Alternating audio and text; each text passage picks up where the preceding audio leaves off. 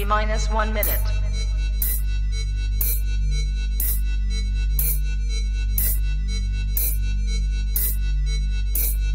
T minus 50 seconds.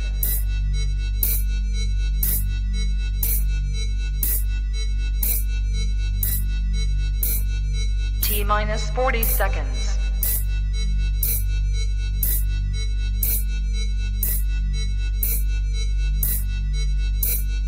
T minus 30 seconds.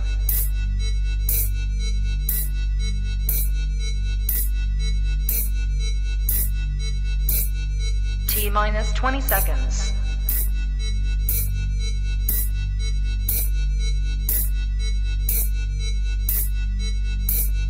Ten, 9, 8, 7, 6, 5, 4, 3, 2, 1, 0.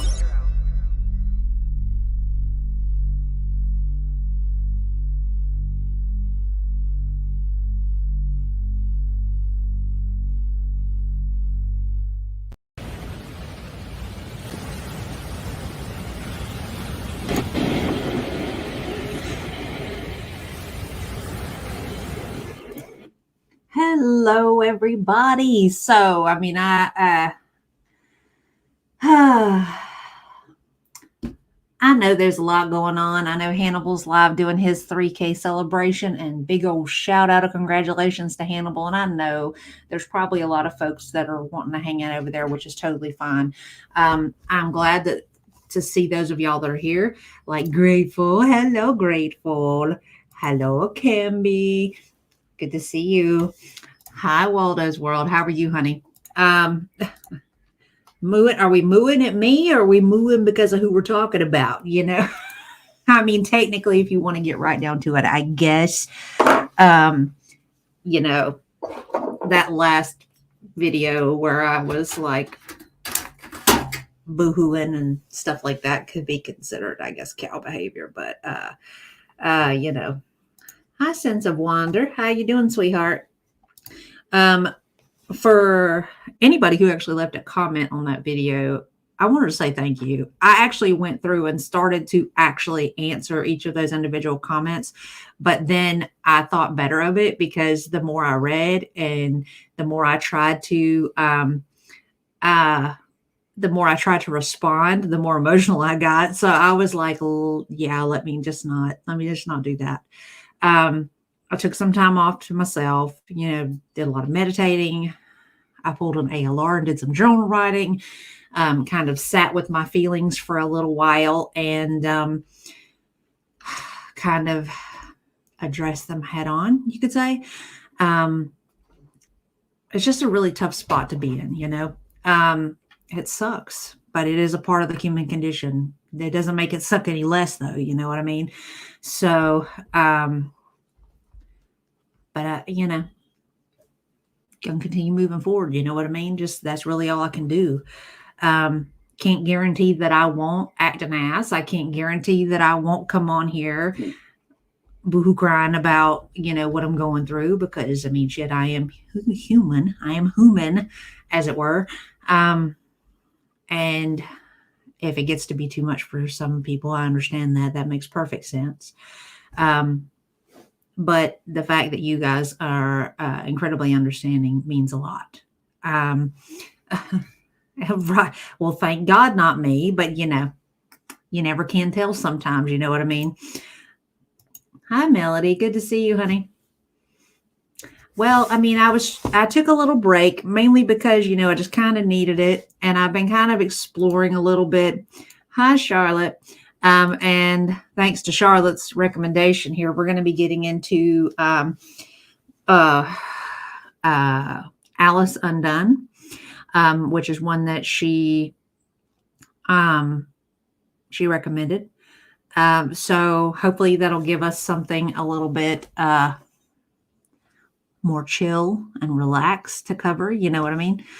I try, but you know, I mean, I had listened to part of that stream where I was going in on ALR, and I was just, every other word was just me just cursing this heifer out. So, you know, I was just like, fucking A. I was like, I have lost it. I was like, I am losing it. So let me make sure that, everybody knows why it is that I am coming so far out of pocket. Now I come out of pocket. I got a smart mouth. I can't help it, but I was way more invested at that point than I probably should have been.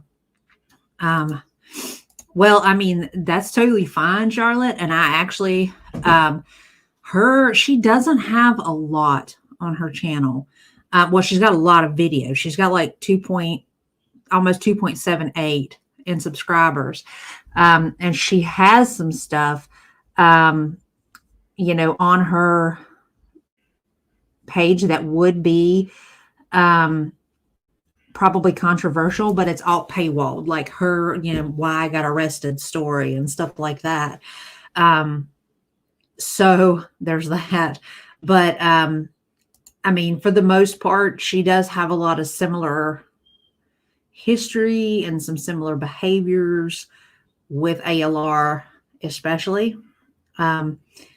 Yeah, she puts a lot of stuff, a lot of real delicate stuff that she doesn't want everybody just to,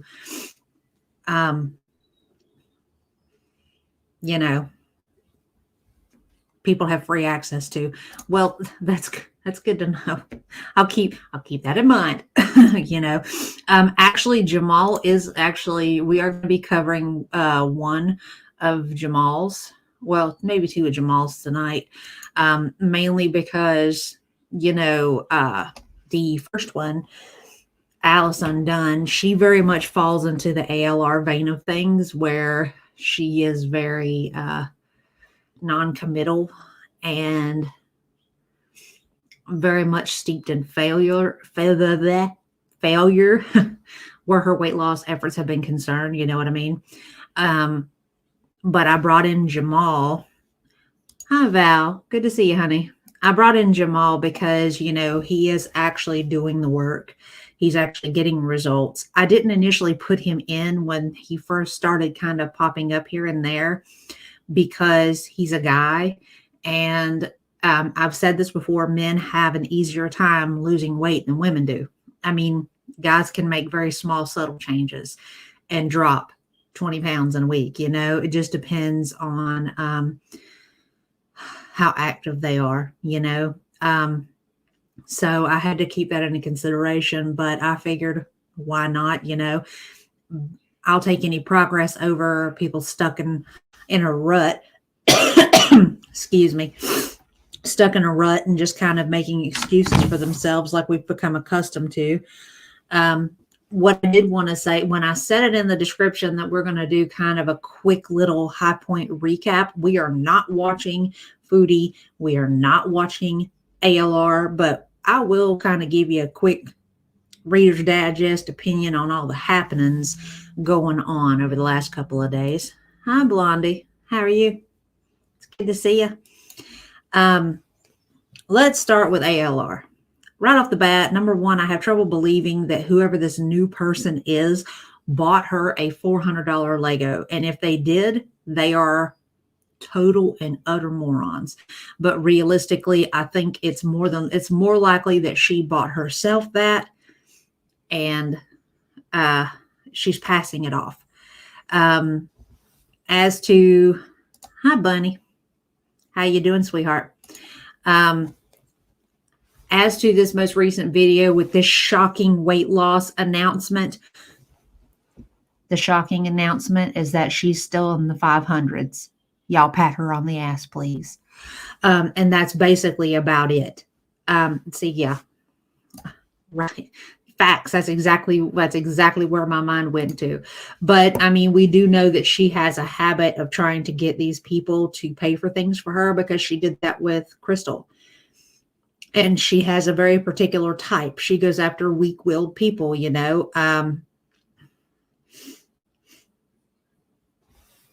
Right. And that's basically her MO. If anything, if there is a female involved, that will be the only reason that we have seen any weight loss on her part, because that's a part of her routine too. She hooks one in, she starts losing weight. You're the most supportive person I've ever met. You make me feel so good about myself. Da, da, da, da, da, da, da. And then she gets him in the house with her, and then all the weight gain comes back, and the psycho comes out. So that's basically the gist of ALR. I mean, even if whoever it is, if she does have somebody on hook, then they're full on, straight up fool. I couldn't agree more, Cat Shark. How you doing, by the way? Now on to Foodie. Foodie, the woman who strives to educate the ignorant masses, despite having no intellectual functionality of her own. I find it amusing that she is trying to say, oh, well, the etymology of the word goblin doesn't have anything to do with racism. It has nothing to do with the etymology of the word. It has to do with the appropriation of the word. There are multiple words that obviously have been altered since the onset of their inception. Excuse me, y'all. Take the word gay as an example. When the word gay was originally used, it was used to describe someone who was happy. Now it obviously has a negative connotation.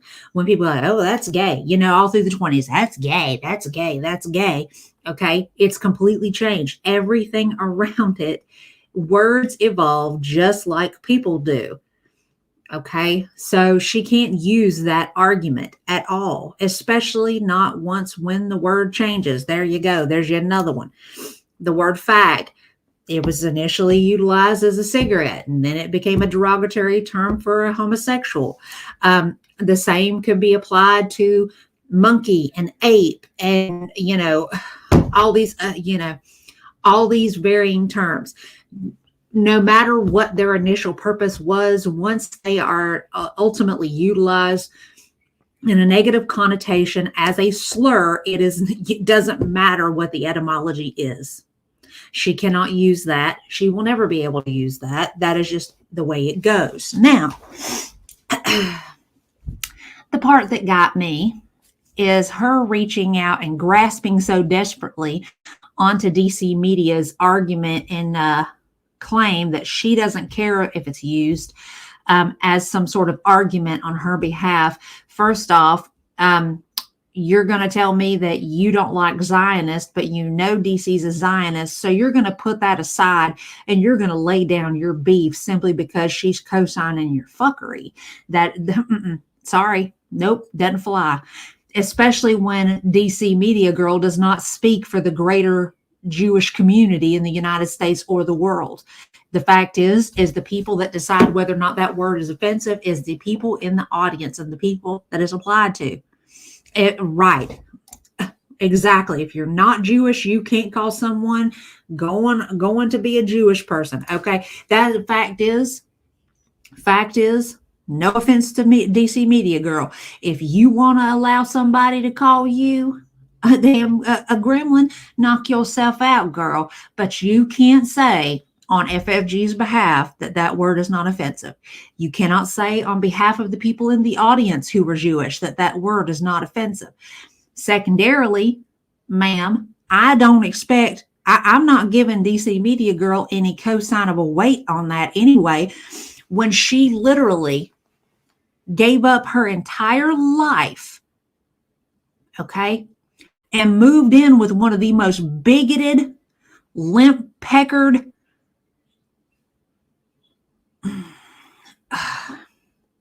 trying to think of a nice way to say this.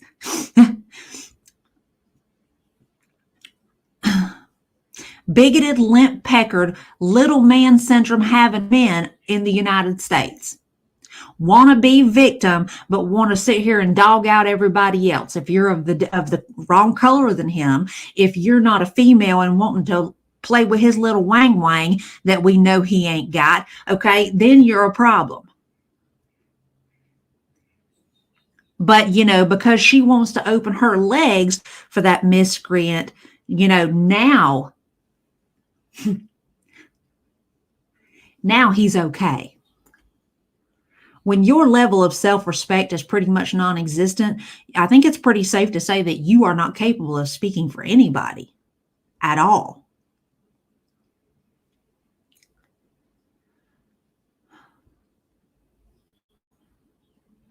And I understand.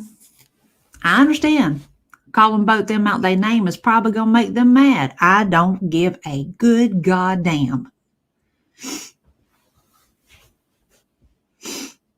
As somebody who's supposedly so educated, as somebody who's supposedly has gone through such eras of tumultuous living as a person of Jewish faith and of Jewish heritage, why the hell would you co-sign a bigot to be able to utilize a slang, a verbal slang terminology against another Jew?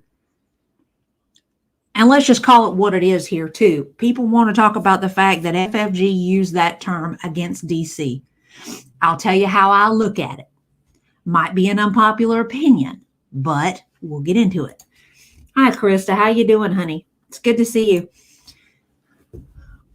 I look at that use of the word goblin by FFG toward DC as it being no different than the use of the N-word from, let's say, Monty or your mama toward Hannibal, or your mama using it toward Monty, or Hannibal toward using it toward whoever.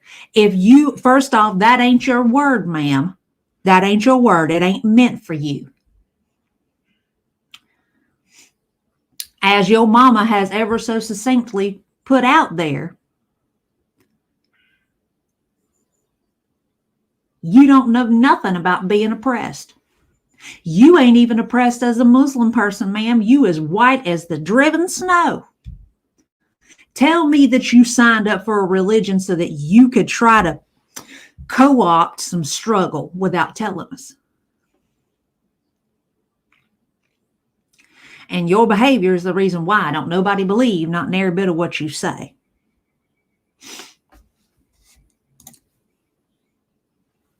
There you go.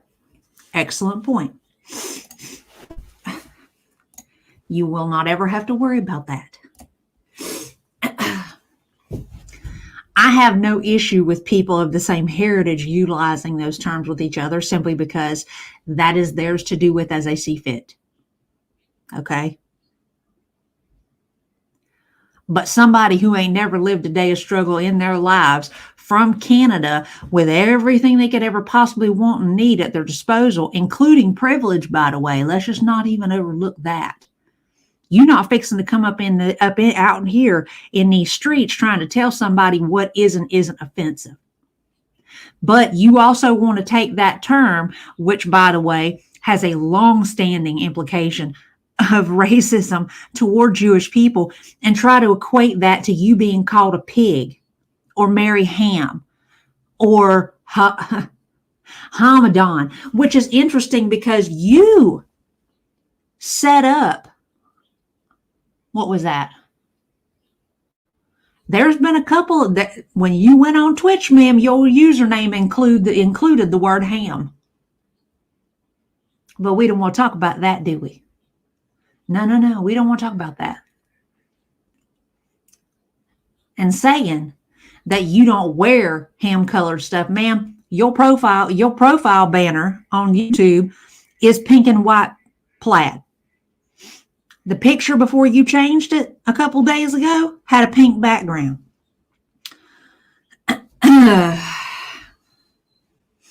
Just, seriously, only people in a particular group have a right to use those words. It's all offensive, but not my place. I can agree with you on that. I mean, I don't really see how, honestly, if it were me, I don't think it would matter who really said it to me. I would feel a kind of way. But, I would probably be less likely to take offense to something if it were somebody in my group or, ethnic group than I would if it were coming from somebody white. Hi, Crab Apples. Oh, don't even get me started, child. Hey, Sugarfoot. How are you, baby? There you go. I mean, there's that, Also, it's not lost on me. She called FFG a goblin forever, but only since ham has been used has there been pushback. Huh? Isn't that funny? So, I mean,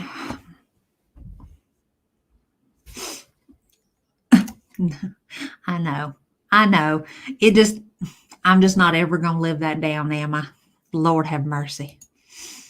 Now, let's talk too about victim points and where waving the victim flag. Okay, let's talk about just breezing and the fact that she gets her drawers tied up in her crack about any time anybody mentions her biracial child, who, by the way, I have said and will continue to say that she uses that child as a shield, right along with the fact that my baby daddy's black.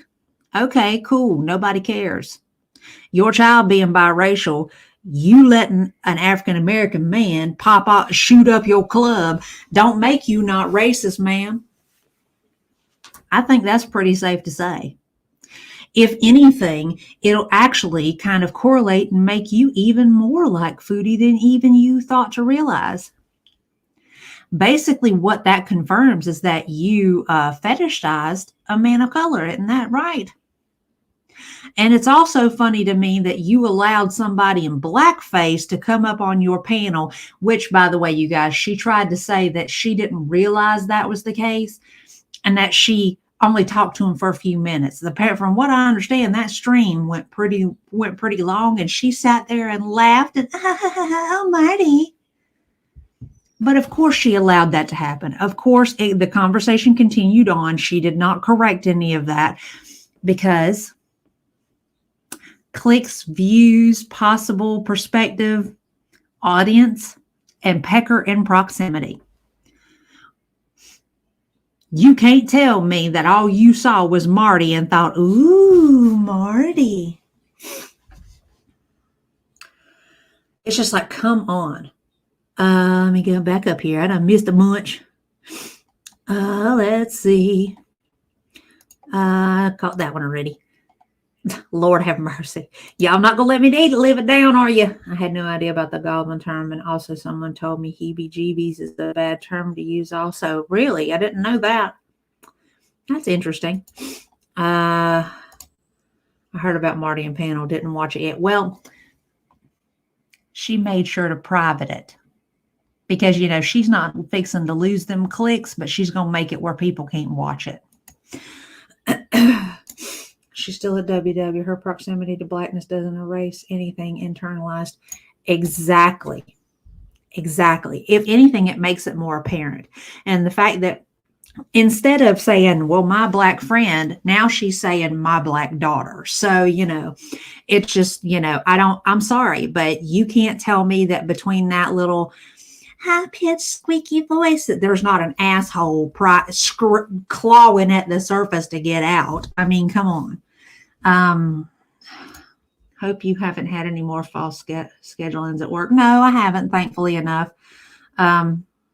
Mainly because I've been doing all my scheduling myself. I've been avoiding the agency. I've just been dealing with people directly at the facility. So that makes it a lot less complicated, you know. Oh yeah, girl. She is, she for sure a bad liar. The part that I like though, is I could see it being played off as, well, I didn't know that's what it was. Well, ma'am, as somebody who has a biracial child, shouldn't you know the history of the other race of your child? There's not a lot of way for her to tap dance her way around this. And if she thought that privating that stream was going to be enough to get her from underneath it, she's wrong. Because Gigi has already covered it in some length. But I find it funny that, you know, she sat there lambasting, oh, well, you know, Foodie Beauty is absolutely racist. And then she said that the whole situation with Shannon and the hearted comment was just, it's just not cool, you guys. Interesting perspective, given the fact that she wants to be up FFG's ass so bad. But she wants to call out everybody else for racist behavior, but not herself. Funny the way that works, isn't it? Oh, no, Pix, you're good, honey. It's all right. You made it. That's what counts. It's been 40 years since high school. I may have heard that Goblin was anti-Semitic then, but did not remember it until via Chantal. Now I remembered. It's been. I mean, it's not used like that anymore, but it's the way it goes. I mean, they do kind of. Some terms do have a tendency to die down and then crop back up depending on the person. That's an excellent question, and I would love to know that myself. I mean, it is what it is, you know. I don't know, and that would be, I would assume so, because you know they follow her basically no different than, you know, Foodie and them. So, well, it's not really a widely used term, you know what I mean? My son, when he covered Spider-Man.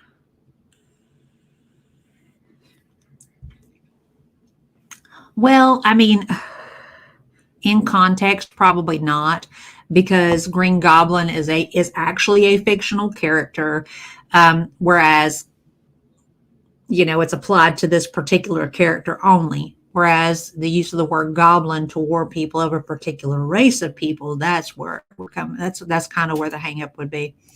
I know, and I haven't really watched a lot of her stuff lately, but I'm glad that she does. I mean, I'll be honest with you, I didn't even know about that stream until well after it was over, or I would have done it. Well, see, this is the level of salty I'm usually going for versus me just popping off at the mouth and just blah, you know. So, get started on this. You better stop interfering in politics over there. They don't like any interference, especially a Canadian white woman. They'll put her ass in jail, and I'm looking forward to that.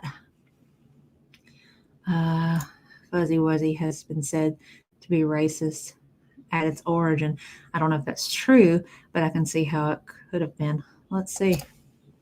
Never heard that one, but that makes me curious.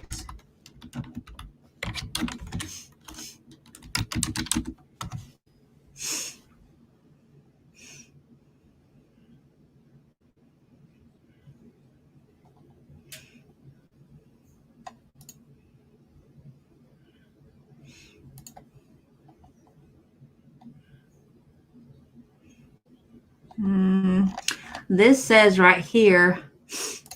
All right, there you go. There's a whole page on it. Let's see here.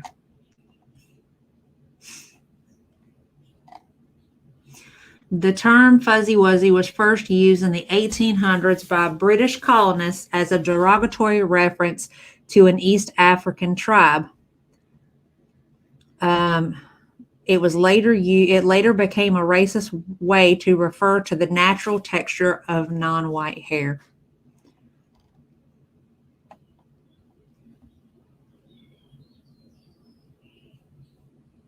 So there you go. We done learned something new today. I missed a bunch of stuff. I don't want to go back and FOMO this point. And we just kind of hitting the high points on the Gorlworld fuckery. Let's see. Right. But, you know, as time has evolved, you know, that is obviously, I mean, obviously in the 90s, I don't know if that's what age group you're in. I mean, in the 90s, when I was in school, that word was used a lot, right along with gay. Everything was gay and, you know, stuff like that. But, you know, words, like I said, words evolve just like people do, you know. I agree 100%. And I'm actually kind of hoping she pokes the bear so that we can get some entertainment out of it. There's no coincidence between that word and the cartoonish stereotypes used to spread hate toward Jewish communities. I agree. There's a majority of people from all backgrounds that don't have the deeper history of World War II. Well, if you'll think about this, it makes perfect sense because right now, overall, history is taught less thoroughly in the school systems and in colleges than it used to be. And if you'll think about it, the less you know about history, the more likely you are to not have an understanding of why the world works the way that it does, or why human nature is the way that it is, which makes you easier to pull the wool over on, it's kind of, I have that same feeling about a lot of the varying things that they have removed from the teaching curriculum, like home ec. They don't teach home ec, not the way that it used to be taught, where they taught you how to sew and they taught you how to cook. And, they should have been teaching some sort of financial literacy at some point. Hell, even when I was in high school, they didn't teach that, and they really should have. They really should be teaching basic adulting overall right now. And that's another thing that's not lacking. I mean, you have teenage kids who drive around, who drive around in a parent's vehicle all over Kingdom Come and don't have any clue how to change their tire if they get a flat tire. So they're stuck wherever they're at until AAA or whoever comes to, roadside assistance. We're dealing with a lot of changes, that are not necessarily for the good. Well, that I will not lie. I mean, her calling him uneducated and saying, I know why they call people slow mama. First off, that's her taking a dig at him because he's a black man. She automatically assumes that he's uneducated, but then she automatically assumes everybody's uneducated because she is, and that is not the way that things work out here. She gauges everybody to her own. She measures everybody on her own ruler, when her ruler is literally this long, when there are people out here in this great wide world whose ruler is past this long. You know what I'm saying? I mean, a mile long, doing stuff, knowing things that she would never possibly be able to fathom. So D&D has got goblins and hobgoblins, but I try not to say things about them when I am DMing and D&D sessions. There are enough other races I can use. Well, I mean, as somebody not, I don't do D&D no more, but I used to in my early 20s. Mind you, now I was, the group that I used to be with was all men. I was the only female out of the entire bunch, and we would drink. We would play, we would act ass. So, and you're talking about a bunch of country boys. So yeah, they will go hobgoblin, they will go goblin, they will go, it didn't matter. Didn't matter to them. Mainly because they were just like, it was at a different time frame too, where things are not quite so pulled to the forefront in regards to race relations. Add to it, you're talking about a bunch of country people living in the backwoods that don't keep up one under that. So, right. You got it, Sugarfoot. Yep, that's another one. There was quite a few. I saw Shannon's first video back was basically saying other people are racist too. I committed that I could see why her and Foodie are friends for so long and unsubscribe. Well, I'm going to say this. I don't know Shannon well enough to flat out say whether or not she's a racist or not. Now, as to that, I liked it, just liked all these comments at random. That to me makes sense because I've done that shit too, where I've literally gone down and hearted them and then went back and started replying, if that makes sense. But I think that her reaction to it was probably handled poorly. She should have kept her composure, been like, hey, look, I did not realize what I did. That was not my intention. I do not feel this way about him. I do not feel this way about anybody. And this was a really bad mistake on my part. I understand it's going to hurt a lot of people, and I am sorry for that. But I want you all to know that I recognize the error in this and that I will do my best to make sure that it never happens again and move forward from there, Now, Shannon's actual response, I mean, Shannon is very, very much a hot-natured person based on what the conversations I've seen her have. And and, her personality type. So she gets very hot under the collar very fast, and she's very reactional.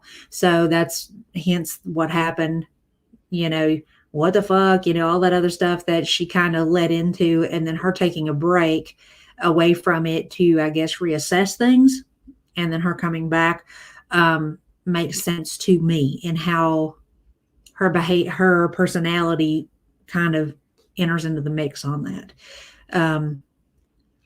But I do think overall the situation could have been handled a lot better, and I think she could acknowledge that if somebody spoke to her about it. Right. There is nothing that's unoffensive anymore. Everything has some sort of connotation. It just depends on who it's utilized by and who it's directed toward. There was exactly the original etymology was being happy. I mean, there is really no way to fine tune what's okay and what's not anymore, because things progressively change so much. Everything is a microaggression, right. Me either. I had to figure that out on my own, which was really, really sad. Exactly. It was a big deal. That was a big to do, man. We would do that for 5, 6, 8 hours in one sitting, man. I feel like it's different if you're talking about the creature and not people. I can agree with that wholeheartedly. It's okay to be an idiot if you were only in your 20s. Hey, if you are not an idiot in your 20s, then you don't learn nothing. I agree. And that is part of the issue. At the same time, and I am not excusing it, but I noticed that Shannon is catching a lot of the backlash for this. Why has nobody gone after the person that wrote the comment? That's the only question that I've got in this. She is effectively not the person that made the comment or said that phrase, that term, that word. But instead of the person who wrote the comment, who had the racist thought and the gall to put it in writing, has not caught nearly as much flack as she has. If you're going to hold one accountable, then the other one has to be accountable too. You know what I mean? I honestly don't know. I wasn't there. I've said before, I like Shannon. I've had a couple conversations with Shannon. I never got the vibe off of her like she was a bad person. But this I ain't got no dog in that fight. You know what I mean? Hey, Nutty, how you doing, sweetheart? Oh man, we getting into some serious conversation up in here tonight.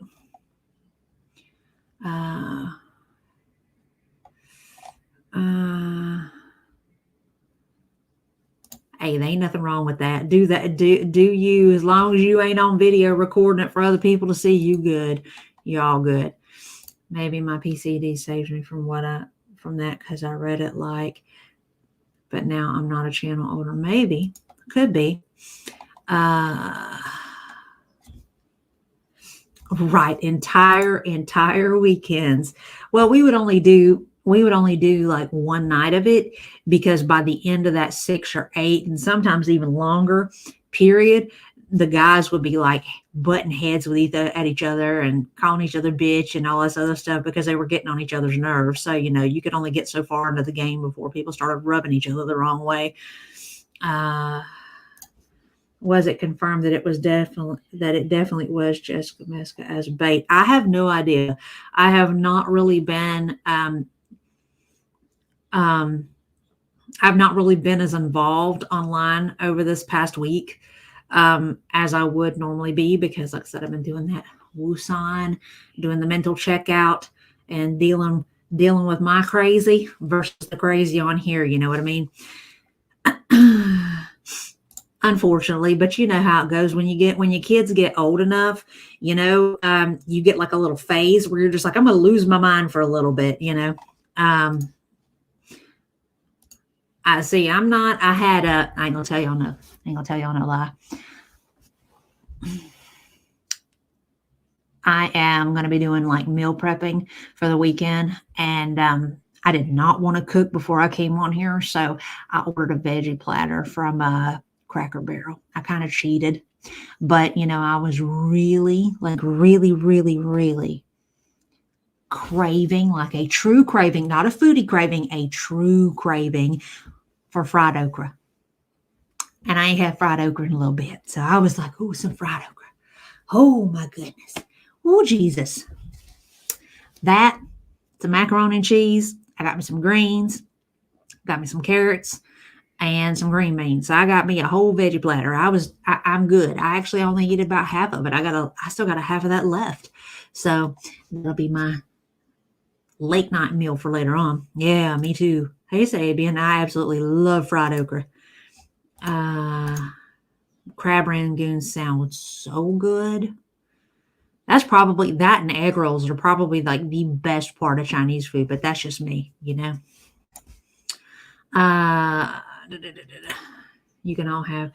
can have all the fried okra. No, thank you. I can't eat it. Slimy wood. That just means you haven't met anybody that cooks it the right way, babe. That's all. Oh, I like shrimp, but I prefer them breaded and fried. That's just me. I'm thinking about planting some.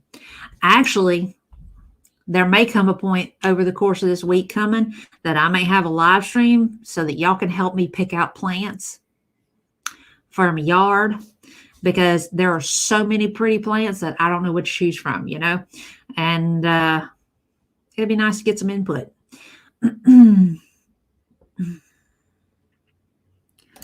I've had it in 6 different countries and didn't like it in any of them. Oh no. I'm glad you think so, because like I be on like fast growing trees looking at going, oh no, that doesn't grow in zone 9. I can't have that. Okay. Well, what about this one? Oh, well, that thing gets huge. I want stuff with a lot of color. I want to be able to attract a lot of pollinators. I would prefer, obviously, something that I can plant one time, that it comes back year after year after year. That would be nice. So, I thank you. I'm glad. I'm so glad, because like the front yard, the backyard, the garden part back there, no problem. I know exactly what I want to do back there. Not a big deal. The front yard has got those garden beds around the front of the house that there's not really been anything in them other than like knockout roses. And them bitches are pretty much dead. I mean, they'll get a little bit of green foliage on them, but they don't, that's it. They don't do anything. Can you post your weather cycle for your area so we can check with good options? What do you mean by weather cycle?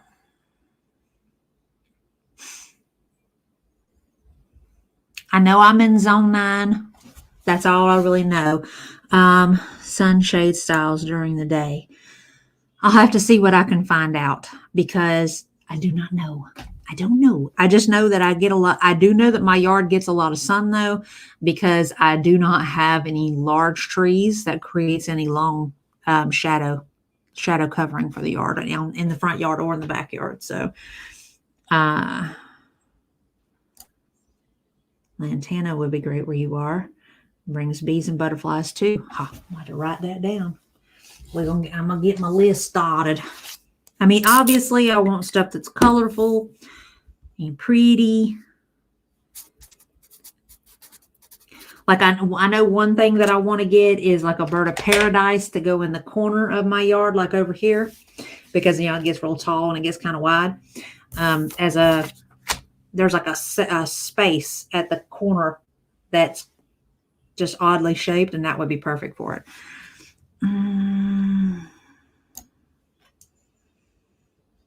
Krakatoa aloe plant. I'll post a picture. Okay. Yeah, I want to see that. I'd love to see that. So, okay. Now that we have covered all the fuckery, at first thought, a couple of little hostas, honeysuckles, cleolus are really beautiful leaves. We'll definitely have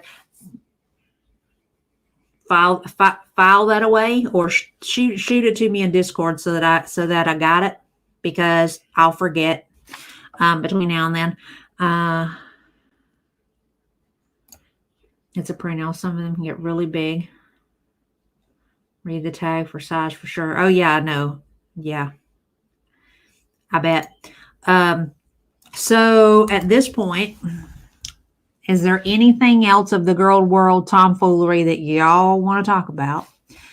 I was considering elephant ears too, because those get really humongous and they spread out really nice. I don't know if this is good for full sun, but my favorite is bleeding hearts. So cool. I'll have to look them up, Kimby. See, Charlotte's pretty much in the same zone as me because are a little bit off from it. Yeah, see, nutty too. So you guys understand exactly what type of region I'm in relation to planting. See, that to me, I'll tell you what I've noticed. Like one, I'm going to have to test my yard soil to make sure that I don't need to add anything to it. But I've got a tiller coming that'll be here on the 22nd. When is that? Next Thursday. So that I can till up those flower beds and stuff real good to kind of get the remainder of the weed and everything out of them, and start getting them ready for planting, because, I probably should have done that 2 weeks ago, order a tiller. But, I'm behind on the times because I had to order a shed because I got to have somewhere to put all this equipment for the yard. The guys are coming this week to help me put that together. And then I got to get a lawnmower and a weed eater, because I don't have none. So that's where I'm at. But it's gonna turn into a whole thing. And y'all get to hang out with me for that, I guess. Is there anything else Girl World related that y'all want to talk about before we get into these new folks?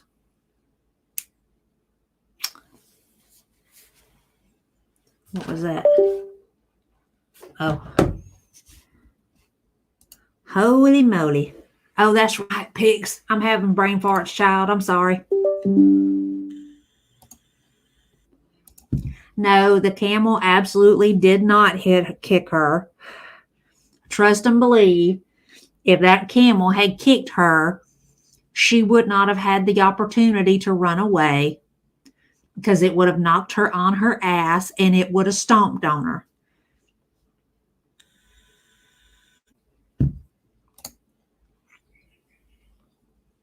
Right.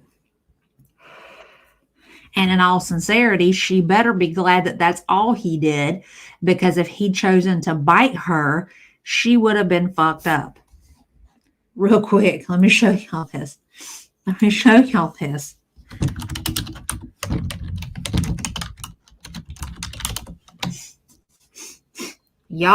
think, she might think, oh, how cute. But I'm going to tell you something. Camels will fuck you up. Yeah, they cute, but they will hurt you. She's sitting there messing with them, aggravating them and all that stuff. She better be glad all she got was she got like a little swipe at her. That's all she got. But I will say it. I done been said it one time before. I am here to watch her get punted when the time comes, because she does not know anything about respecting these animals' space. She does not respect their space. She does not respect their body language or their cues that they're giving her. Anybody who's worked around animals know that they will tell you non-verbally over and over and over again that they're not comfortable, that they're not okay with what you're doing. And then eventually they're going to get sick of telling you, and then they're going to beat the hell out of you. And that's exactly what's going to happen to her, because she's like, oh, you're so cute. You're so sweet. I'm the camel whisperer. I want her to be talking about she's the camel whisperer after one of them beats the hell out of her. Right. That too. Well, which is true, but I will tell you what got pointed out, that camel was probably not well because it had diarrhea running down the back of its legs. So it was probably not feeling well. And that's probably the only reason that it allowed her to interact the way that it did, you know? So now that we have talked about that, ladies and gents, wait. Oh, I got an option for an extra camera on here. We'll have to get us a kitty cam at some point. Screen 2. This right here is Alice Undone. Now, okay, I'm going to tell you this. Alice Undone has had a channel for more than a decade. Okay. About 10 years ago, she had the gastric band surgery. There was really no build up to it. There wasn't a whole lot of discussion. There wasn't a whole lot of discussion on the process to get approved for it. The only video that I saw for her was from the night before saying weight loss surgery tomorrow. Then the follow-ups for her were very sporadic. Now, this video is not the greatest quality, and it's probably because her old girl was working off of a potato, which, you know, isn't really shocking, you know, given the fact that it was almost a decade ago. I will tell you her audio is not great. I'm going to do what I can to compensate, but the check-ins for her on this weight loss surgery thing are mostly her. I didn't really see any weigh-ins. It's been mostly her measuring, documenting the differences in weight loss by measurement. And that's been mostly it. Hey everyone, it's me. I'm sorry for the weird angle. I'm gonna do a measurement video because I haven't done one in a while. And she is also sped up. The angle is like, oh, he's looking down on me, or I'm looking down on you, or whatever. Anyways, I was considering it too. I finally found it, and you guys were the small fetish and loving this video, I'm sure. Anyways, I'll start with the hips. Okay, so. Okay, here we go. Well, it's 68 and a half. So, woo. Anyways, let's see. The waist. The dogs are like. But even with the fact that she qualified for weight loss surgery, this was 9 years ago. This video right here, 9 years ago. Not long, about 3 months after she had weight loss surgery. Her name is Alice Undone, ALICE, Undone, UNDONE. But if you'll look here, she qualified for weight loss surgery, and she is quite a bit smaller than Amber. And chilling. Okay, waist. There we go. So the waist is still 54. We have a lot of butt. We're going to get into that. Actually, my boobies are what's going first. I can tell by all the shirts I wear. So, like, it's crazy. That's 57. See? And my neck, last time I measured it, actually went down. I know I'm cutting off my head. That's amazing, Sugarfoot. So congratulations, let's see baby. if it's the same or if it went down. It's the same, but it went down since last time. 17 inches. Now, I'm going to get down on the floor here. And so yeah, 17 inches. And it was 19 and a half, like, when I got the surgery. And we're just going to do some talk here for anyone who's curious. And yes, I know. I'm like going through stuff. I have boxes on this side.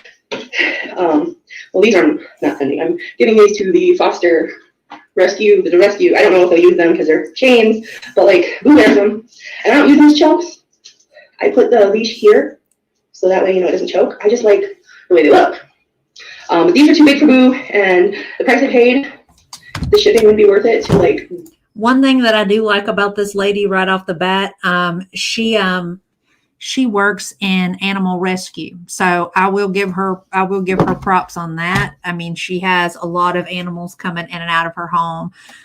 She seems to be very attentive and taking care of them. She's very interactive with them. So that's a good thing. She helps like to foster and to help transition animals from, you know, shelter to new owner. Send them back and get the right size. They're like $5 with free shipping and then, you know, $5 each. And it probably is the way they tell you like $5 to ship back and then $5 to ship back to me. So it's just like not even worth it. Just donate them to some dogs who don't have colors. I don't know. Anyways, Boo has her pink one on. And let me get another rainbow one because I got a rainbow one. It's still too big and I don't like the color because it's primary colors. Whereas this one is like neon colors rainbow. So I know, right? I'm not supposed to be talking about this stuff. I'm supposed to be talking about weight loss. Doug, get on it. Get on it, Lori. So anyways, we're gonna compare and where was I? Okay. Last time I did a video. I'm trying to find these measurements. Oh, here we go. This was 58, waist was 54, hips. Oh, great. Were 73. Okay. I don't know. The body's been going through weird stuff. Maybe it's the pants too. I don't know. Whatever. I have lost weight, as you saw. Like when it started getting really hot down here, I had actually gained like 7 pounds. And I think what it was is because of the heat, and I wasn't drinking enough water, and because I noticed that my feet were swollen, and yeah. So I don't know. It's crazy. Well, and I'm gonna we're gonna kill that one right there. There was a couple of other videos of her going to the gym and her continuing to do measurements and all that stuff, and that stopped about a year after she had her surgery. And then from there, at 3 years ago, this is her at 3 years ago. It's me. Hush. Let me make sure I've got that sped up a little bit too, because she does talk slow. So the title of this one is SSBBW Mukbang, another video about what happened with my weight loss. So my weight loss surgery. So apparently she did actually have it. Hi, Fiona's mom. Good to see you, sweetheart. Well, you know, it's good to have you while you can. You know, the rest of it will be here for later, baby, just whenever.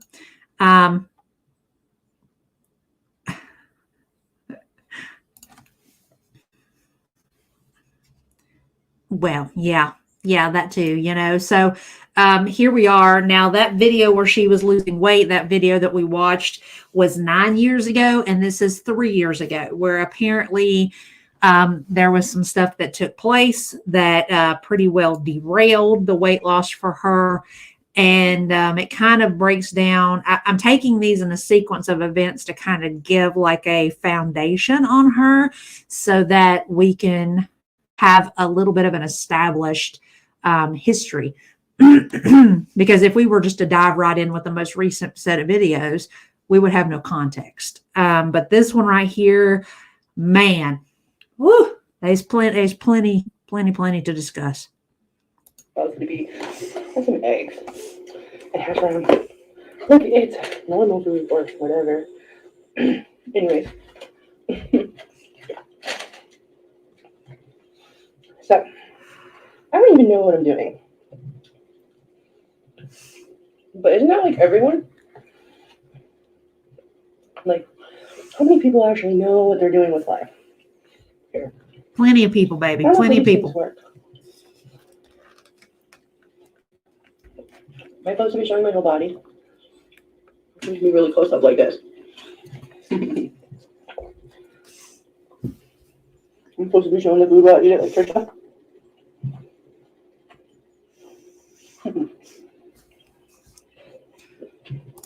Missouri, I believe. Soda today. I'll have to look it up. It's in the comment. It's in her channel description. I know, it's so bad, right? Whatever. I'm pretty sure that I've put out a video before. talking about my weight loss surgery. 2,200 and some change. But people still ask. Like, oh no, sorry, 2,700. Like, that shit is dumb. You can't fuck it up. I think my stomach is like normal size now. Not like normal for me before the surgery, but like a normal person, I guess. I think. Not that I know what that is, but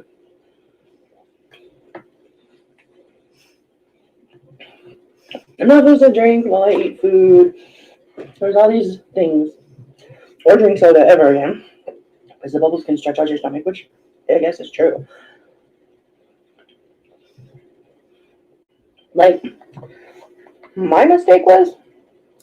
So real quick, I'm going to interject real fast here because her making the comment about you're not supposed to eat, drink while you eat, and that, you're not supposed to drink sodas because the carbonation can stretch the stomach out. That's really more applicable to your gastric bypass versus the band, the sleeve or the band, which is what she had done. But ultimately, she basically said flat out that she was doing everything that she wasn't supposed to. And this was really early into the conversation, but she gets more into it. Exactly. I agree with you. And I mean, I'm going to be truthful. See this is soda. I am a soda drinker, but it has been a really long time. Now, obviously, my stomach has stretched out from where it was, that 4 ounces that they give you right after surgery. I didn't drink a soda for almost a year after I had surgery. And even then it was flat. I shook all the bubbles out of it, and even then it kind of made my belly angry. So it took me quite some time before I could get back to drinking soda. Right. Water was always a really high focus thing for me, and didn't drink a lot initially when, especially like the first year after surgery, I wasn't drinking a lot at one given time. See, I love ginger ale, but I have to be in the mood for it, if that makes sense.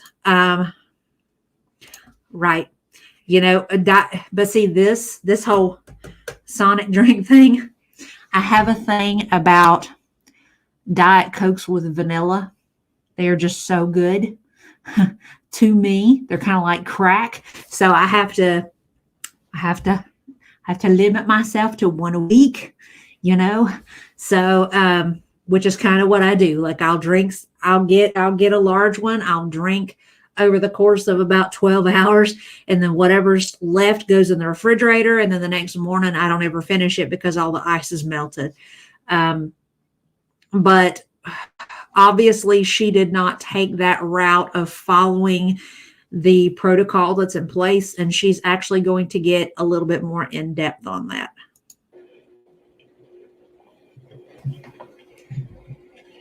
And I'm not blaming anybody because it was my mistake.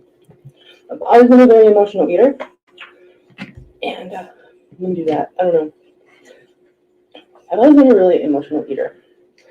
And when I got the surgery,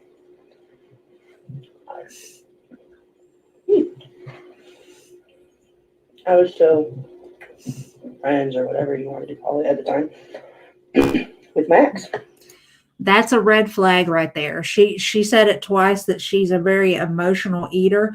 That right there, that sort of behavior like that and binging and stuff like that, that's part of the reason why they recommend that you go through and actually see and get treatment from a psychiatrist before you get approval for weight loss surgery. So the fact that she was able to get approval without it really kind of shot herself in the foot, because she went into the surgery with no coping skills to help her deal with her emotions more effectively, so that she ended up turning back to food again. So she's fixing to break down the chain of events that happened that kind of led her into where she's at now. And then we stopped talking for like 6-7 months. Same. When I lost all that weight, and I was doing really good with my life, and then my dumbass, when he came back around, was like, yeah, sure, let's get married and sell all my stuff and move to Mexico and get pregnant. And see, I listened to this, and I'll be honest with you, it makes me feel really bad for her, because obviously, based on what she's describing here, she obviously has a lot of issue with self-esteem.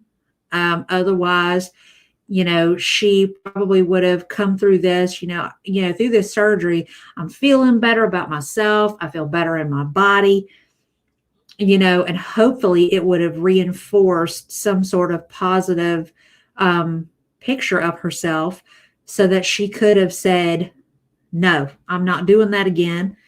I'm not going back. You're my past. You're meant to stay in my past.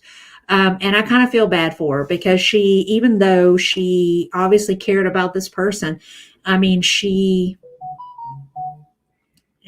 overlooked, it sounds like she kind of overlooked the history to an extent, and she's going to get into it.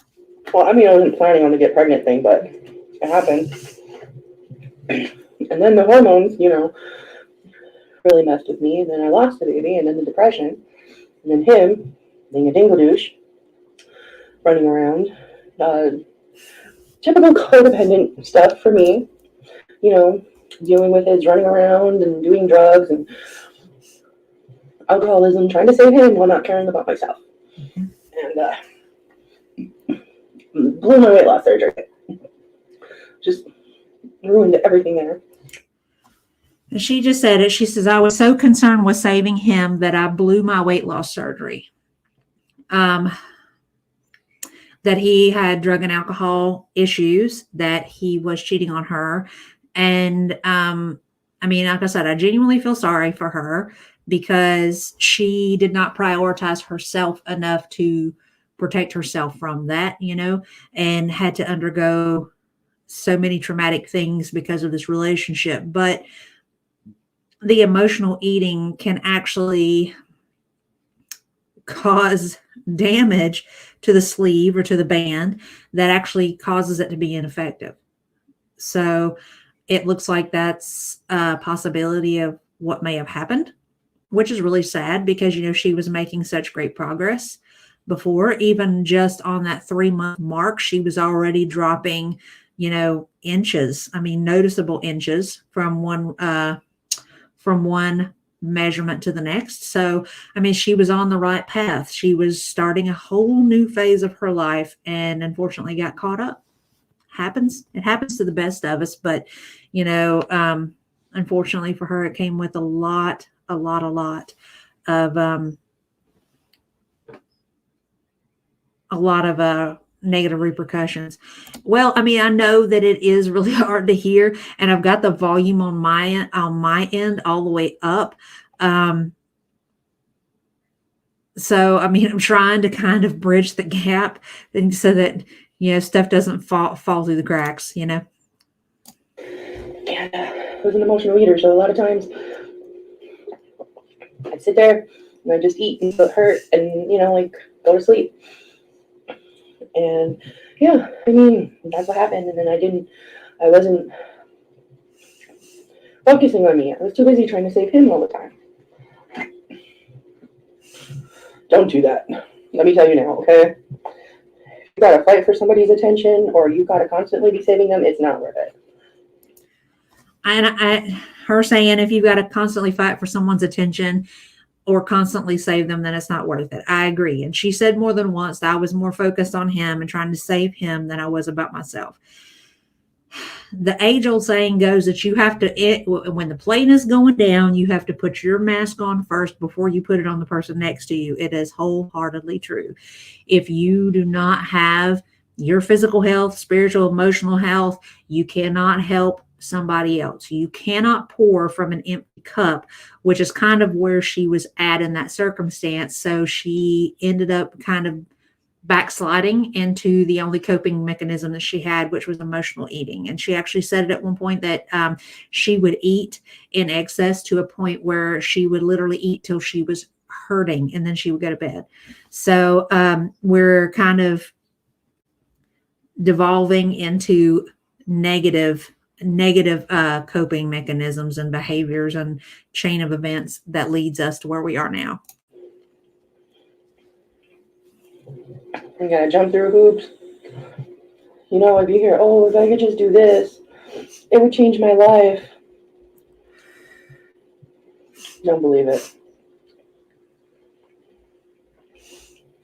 I mean, it did eventually work out. Like, not weight-wise, whatever, but I'm not superly concerned with that anymore. Because originally, I got the weight loss surgery for him.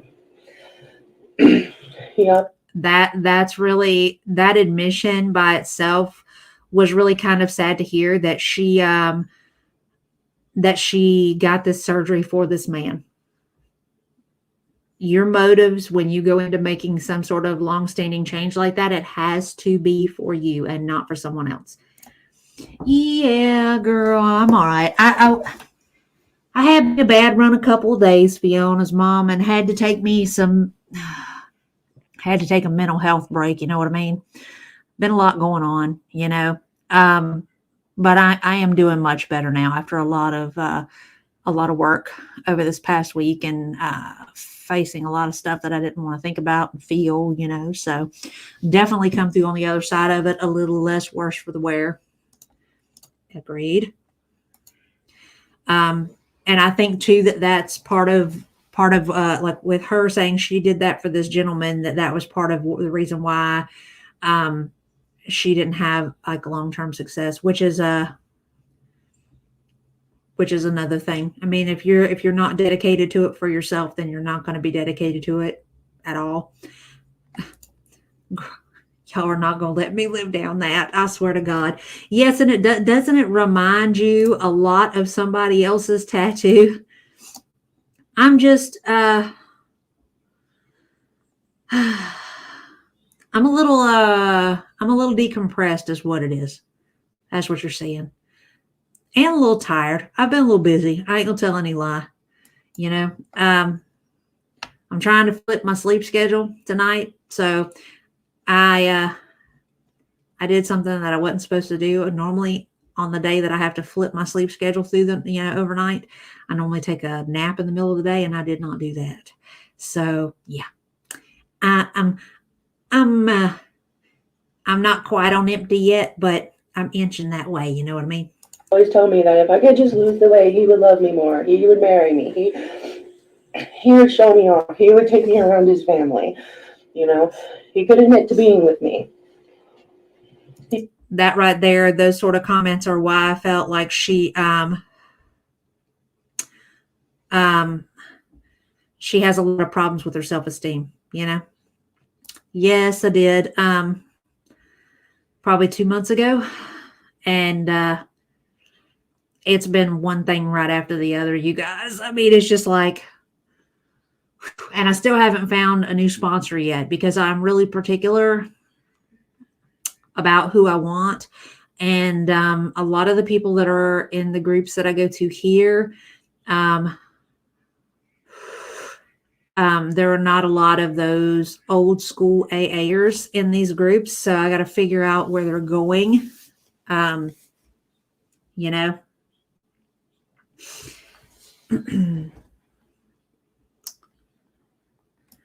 just trying to figure this chick out and make sure Salt is okay.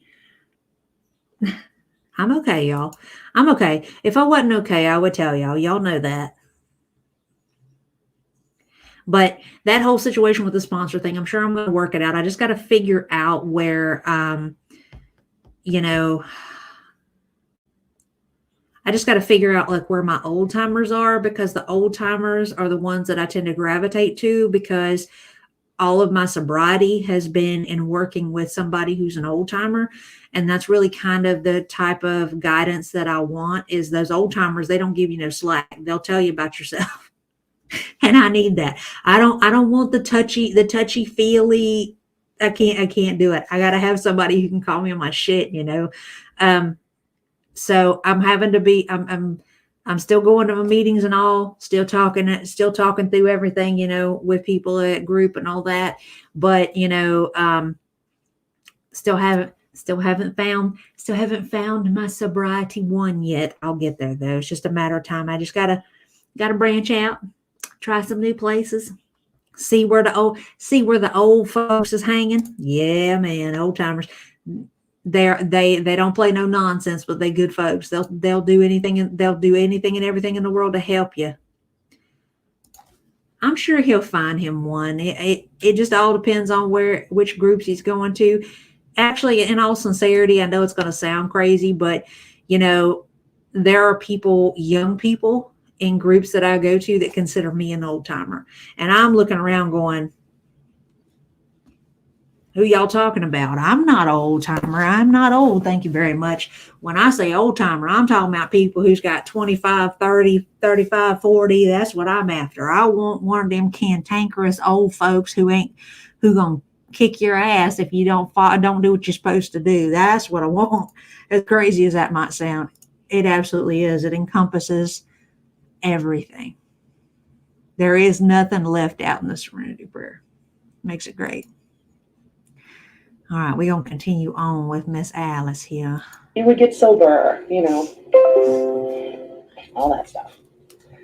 So, I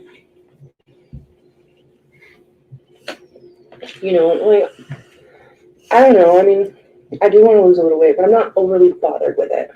And I had lost weight when we got divorced. I started leaving the house. My agoraphobia was better. It was still there, but it was better. I was going to Zumba. I was doing stuff. Like last year, I was always busy, either working, doing the rides, or the grocery shopping. Josh and I would go fishing a lot. And I was busy doing stuff, and I lost weight. Then I got pregnant again. I laugh when I'm nervous. It wasn't funny. In case anybody wants to jump on me for that. And I lost it again. So, depression again. But not like last time, because I actually had a partner who was supportive and caring and loving. But then, coronavirus. So, I mean, that's messed up a lot in my head. I'm depressed, but it's like the coronavirus depressed. I work from home. I don't feel comfortable going into stores or anything. Just to clear things up, I don't know specifically what all she does. I mean, obviously she's on YouTube. She's been on YouTube for a good little while now. But I do believe she is doing like adult industry type work too. I do believe I saw something like a part of a video where she talked about that. Now, as to what else, if she works outside the home, that I don't know. I mean, 10 years worth of videos and stuff is a lot of stuff to comb through. You know what I mean? Please back away slowly from that fork. Right. Quarantine messed up a little bit of everybody. I'm gonna tell you. I mean, it's gonna sound really, really wild, but I was just all the civilians in my life that did not work in a field that allowed them to leave the house. Those people who worked office jobs and stuff like that were like perpetually stuck at home, they were just like, oh my God, I'm so envious of you. And I'm like, no, you're not. Just trust me, you're not. They're like, oh, but you get to leave the house. And I'm like, yeah, I do. But, it's not quite the same thing, But I do got to say, I did get lucky. I mean, I didn't have a lot of the depressive issues and mental health stuff that cropped up for a lot of folks during COVID. And it's probably because I stayed so busy that I didn't really give it the opportunity, So I feel bad for a lot of those folks that did end up having a lot of longstanding problems and everything in relation to mental health because of being locked in their homes. You know what I mean? I don't go a lot of places. I stay home a lot. I come over here. And, our state is pretty locked down. So, that's another thing. Like, the lakes, or the state parks, where the lakes are, they're closed. They're only open Friday through Sunday. And when you go, it's so crowded. There's nowhere really to go. Like everybody goes, and every little cove is taken. So I think most of it from here is talking about, being on lockdown and going to the supermarkets and all that stuff. Okay, so we're going to take another jump because that was 3 years ago. This was 8 days ago. Yeah, that was 3 years ago during COVID. So, I mean, from that video to this one, there was a lot of Etsy unboxings and hauls of different kinds, and doing makeup here and there. A lot of videos of the animals and stuff that she was taking care of. So she kind of goes all over the place with the topic in relation to what she's uploading. But this one is probably the most serious sort of check-in for her. And it actually gives quite a bit of insight into that,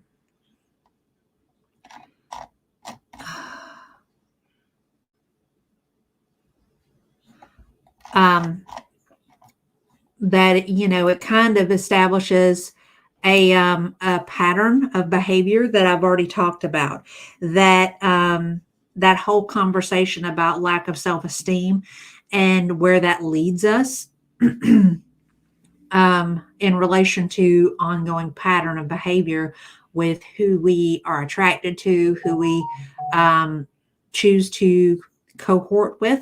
And this right here jumped out at me because she talked about this previous gentleman having a drug and alcohol problem, about him being a cheater, all this other stuff. Yeah, her kitchen is very, very chaotic. I'm not gonna lie.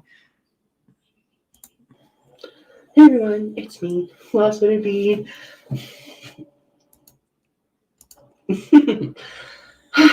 So I don't know.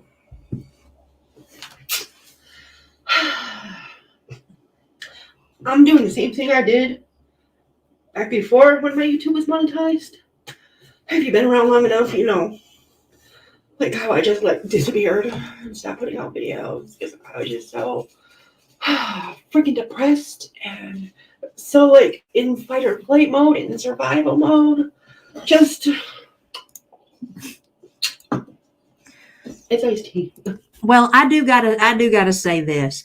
I mean, there are a lot of similarities from her to ALR in certain instances. There are some similarities between her and Chantal in certain ways. But, for the most part, I haven't really seen anything in relation to behavior that lines them up. I mean, at this point, she doesn't seem to be a bad person. She's very consistent in telling what's going on with her. There hasn't been anything for me when I've listened to certain videos of hers, anything that jumps out as manipulative. So this is her. I think this is probably just her being honest. And the dress thing, I mean, it's a choice. I mean, I probably wouldn't wear something like that, but that's just me. But I take into consideration though too that she's in the privacy of her own home. You know what I mean? Got it for free with groceries. It's really hard for me to just get by day lately. And what else is really hard for me is not being a transparent person. I like to be open. I like to be honest. But the thing is, I just don't want to talk about things because everybody has their little 2 cents they like to add in. And as I like to call it, the talking heads. And it's like, I need to figure things out and do it. And it's, you know what I mean? Like, sometimes things aren't just black and white, and they aren't just cut and dry. And even now it's like, okay, well, what if I release this? And then I feel like a fool because like things work out, which honestly, like I don't think it's gonna work out, but you never know. Yeah, you do. It's just a mess. And what really sucks is there are days when things are great. Like, amazing. There are weeks when things are amazing, but then like he wants to drink. And it turns into a mess. And I feel like I'm with my ex-husband again because, you know, like he used to be able to drink and it wasn't anything. You know? But then like after this stuff happened with the C word, it just affected his brain and his pancreas, and now if he even gets like one drop of alcohol in him, he just turns into a raging lunatic. And I like to call him Reggie. I think I've mentioned that before. And then, you know, he says things and he does things, and like I started filming it because like I know that's probably wrong, but like something I used to do with my ex, because I had to. I like would sit there, and the minute I knew that he was in one of his moods, I would just film every interaction we had. Like the minute he would come in the room and start bothering me, I would film it. And I hate being here again at this point in my life. I don't know what to do. And the thing is, like, when he's sober, he's fine. It's, yes, he's a little forgetful, but he isn't that bad. I don't even know. Maybe he doesn't even have dementia. Maybe he just has, like, wet brain or something. I don't know. Maybe he does, but like it is exacerbated because, you know, a doctor's appointment's not till August. And I haven't had a chance to call and try to get his sooner one because he just keeps doing this. And the thing is, he won't quit his job, even though every time he works, he comes home, well, drunk, because he knows he can't drink here. So he drinks at work, I'm pretty sure. And he has a DUI, but court is Thursday. And after that, he won't be able to drive probably unless he gets a breathalyzer, and I ain't paying for that. If he drinks, he can go back to jail, and I ain't covering for his ass. I don't play that game no more. I did that with the last one.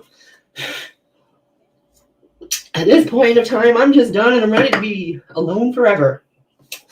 And, you know, like, I just don't, if you're like, oh, I never liked him, or, you know, you want to talk, go talk somewhere else. You know, like, I don't know, like, I hate that. When people are like talking crap about people's exes or significant others when they're mad at them, and then, you know, like, then you're, it's just, I don't like that. You know, and if things are coming to an end, they are coming to an end probably, because I really don't want to be in that kind of relationship where I'm going to have to be on constant watch or babysitting duties. I just don't know what else to do with him right now. Like, he came home from work today and he was drunk. But he says he's not. He wouldn't take a breathalyzer though. And now he's going off on me like my little messenger. Ding, ding, ding, ding, ding. The last time he said he was going to leak my nudes on Facebook. I'm like, okay, what is that going to do? And then he is next morning, I don't remember saying that. Of course you do. But guess what? It's not my first rodeo, and I have the receipts. Anyways, the problem is I've dealt with this before, and I make sure to collect all my evidence in case I need it. You know, and it's not even like a blackmail kind of thing. And it's just like, I need to cover my back. I have what I need to do. So you can see a lot of parallels, and she brings it up in the last relationship to this one. From what I understand from reading the channel description, the current gentleman that she's with has had a CBI, which is a closed brain injury, and that's why she brought up dementia.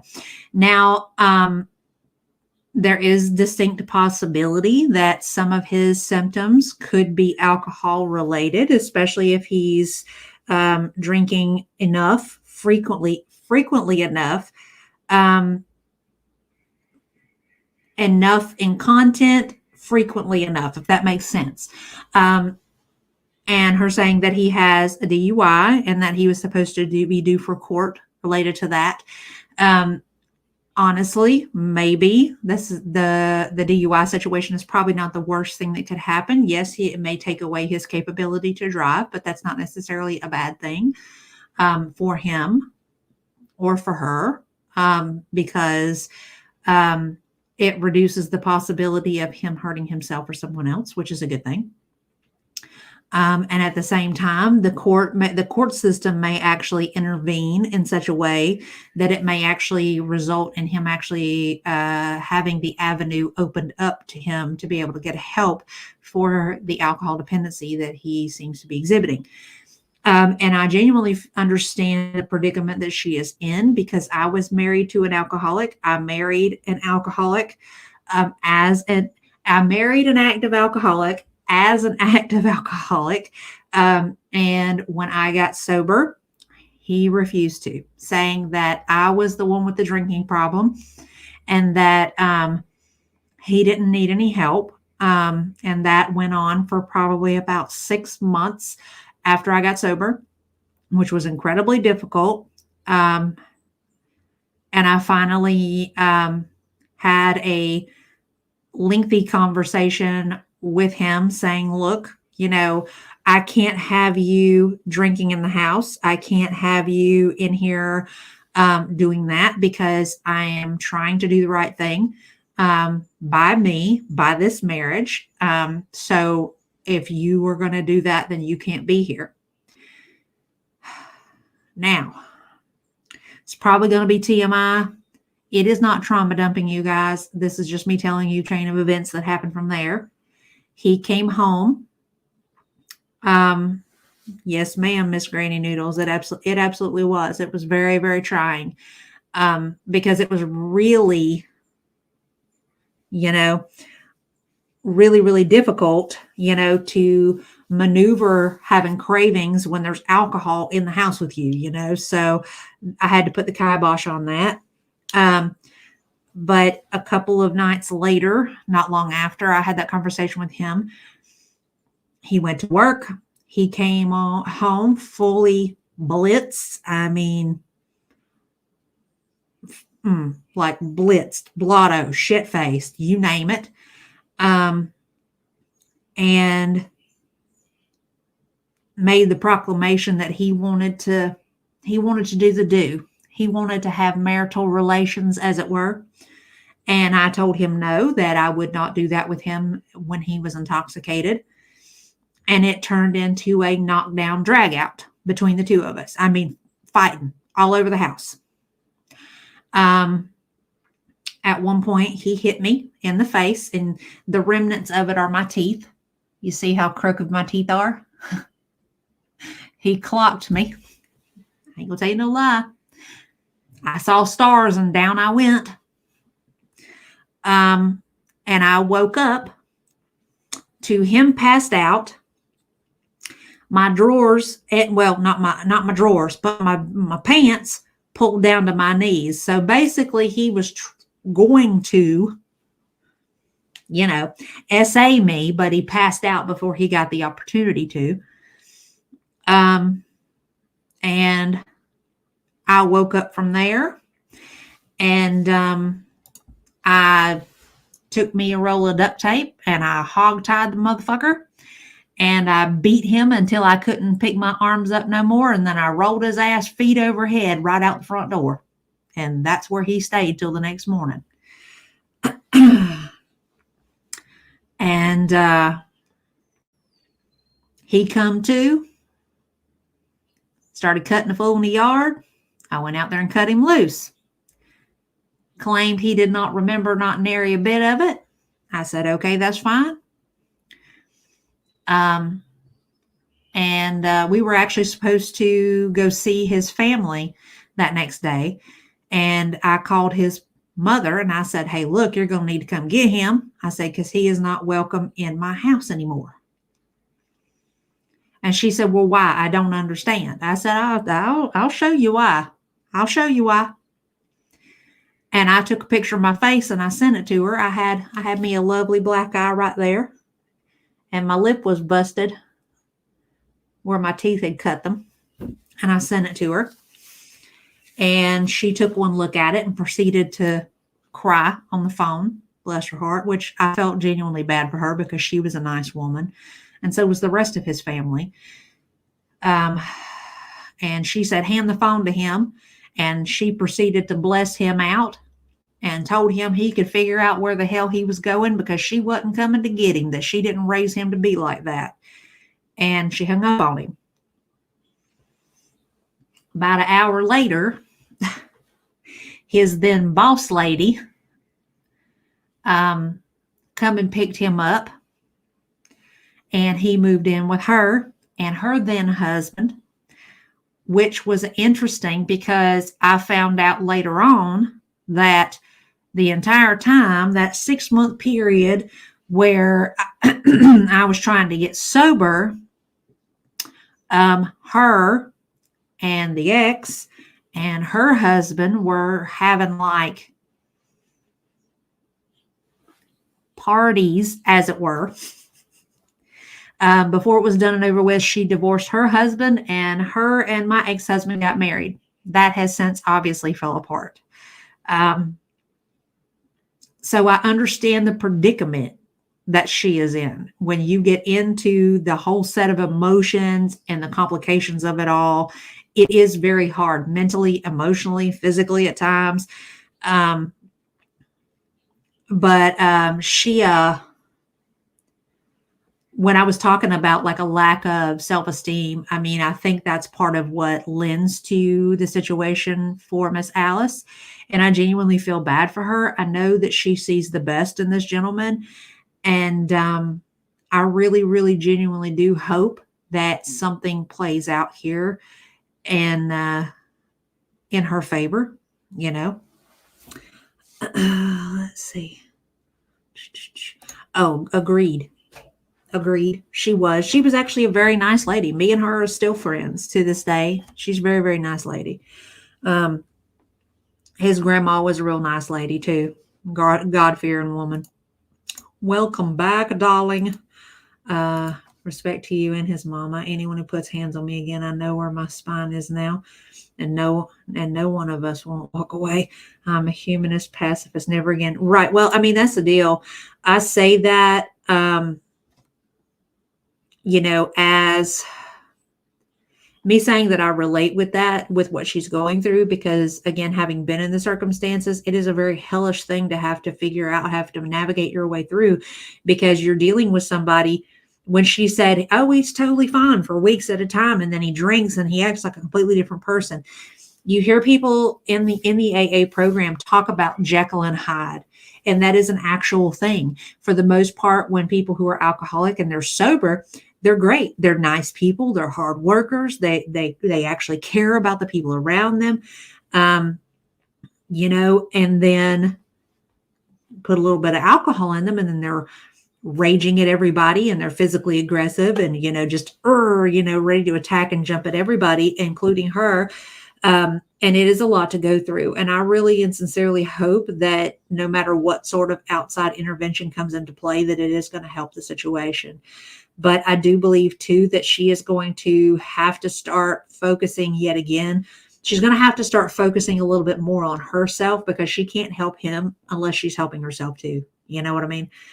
And right. She does seem to be a little bit depressive, and, you know, and I agree with you. I mean, she's exhausted. She has good reason to be depressed. I mean, she's kind of living in a minefield, as it were, and it's taxing. It's very taxing on people. I spent 18 years in that family. They just refuse to see it. Well, I think with my ex-husband, I think they knew that he drank too much, but I don't think that they had ever heard of him being physically aggressive with people, because he had a record of multiple DUIs when I met him. So, yeah. Come June 27th, it's going to be 6 years since I've been away from my final abuser. My whole life, I was a doormat. Now, nope. That's what I'm talking about, girl. Stand up for yourself. We ain't got no room for that these days. You know what I'm saying? My main abuser was my mother, so that's led to some choices in the romantic department. I'm terrified to date now. I have CPTSD and have given my work industry, I can't seem to see a good one. Well, sugar, one thing that,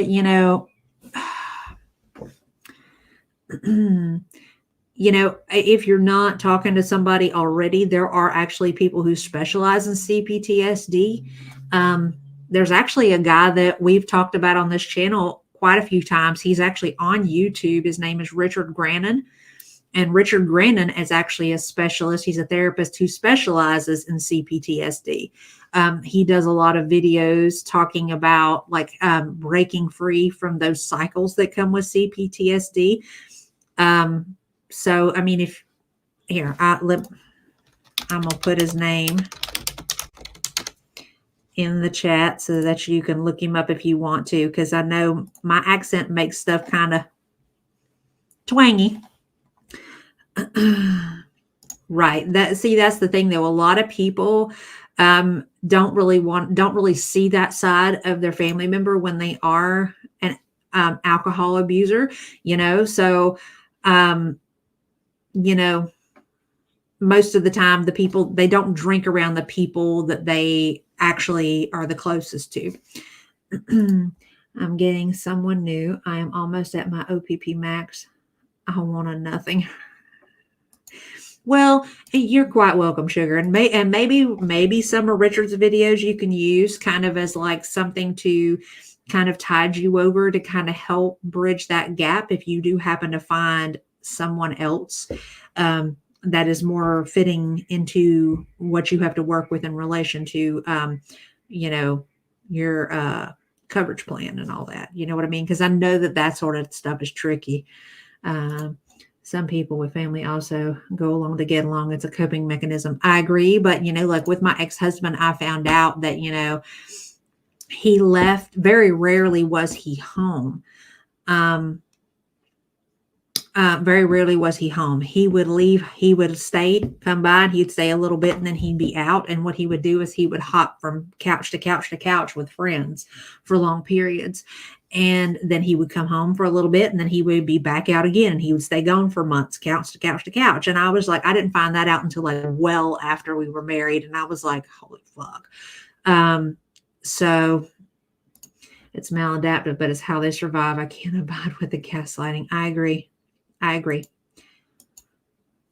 working on salad. Salad sounds good. I actually bought me some lettuce today so I could do that sort of thing. Go ahead and pre-chop. That way I can just kind of throw everything into a bowl.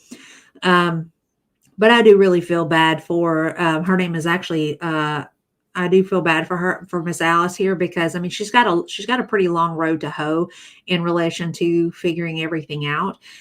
But she is going, even though she may love this gentleman that she's with, she's going to have to place self-care ahead of taking care of him to an extent, because if she doesn't take care of her, then she can't be there to take care of him. It goes back to that putting on your own oxygen mask before you put it on someone else. Absolutely. We don't need no critters. Maybe I'm just giving you enough rope to hang yourself. And the thing is I'm his payee. So I have to find someone else to be his payee. I have to find somewhere else for him to live. I have to make sure these things are in order.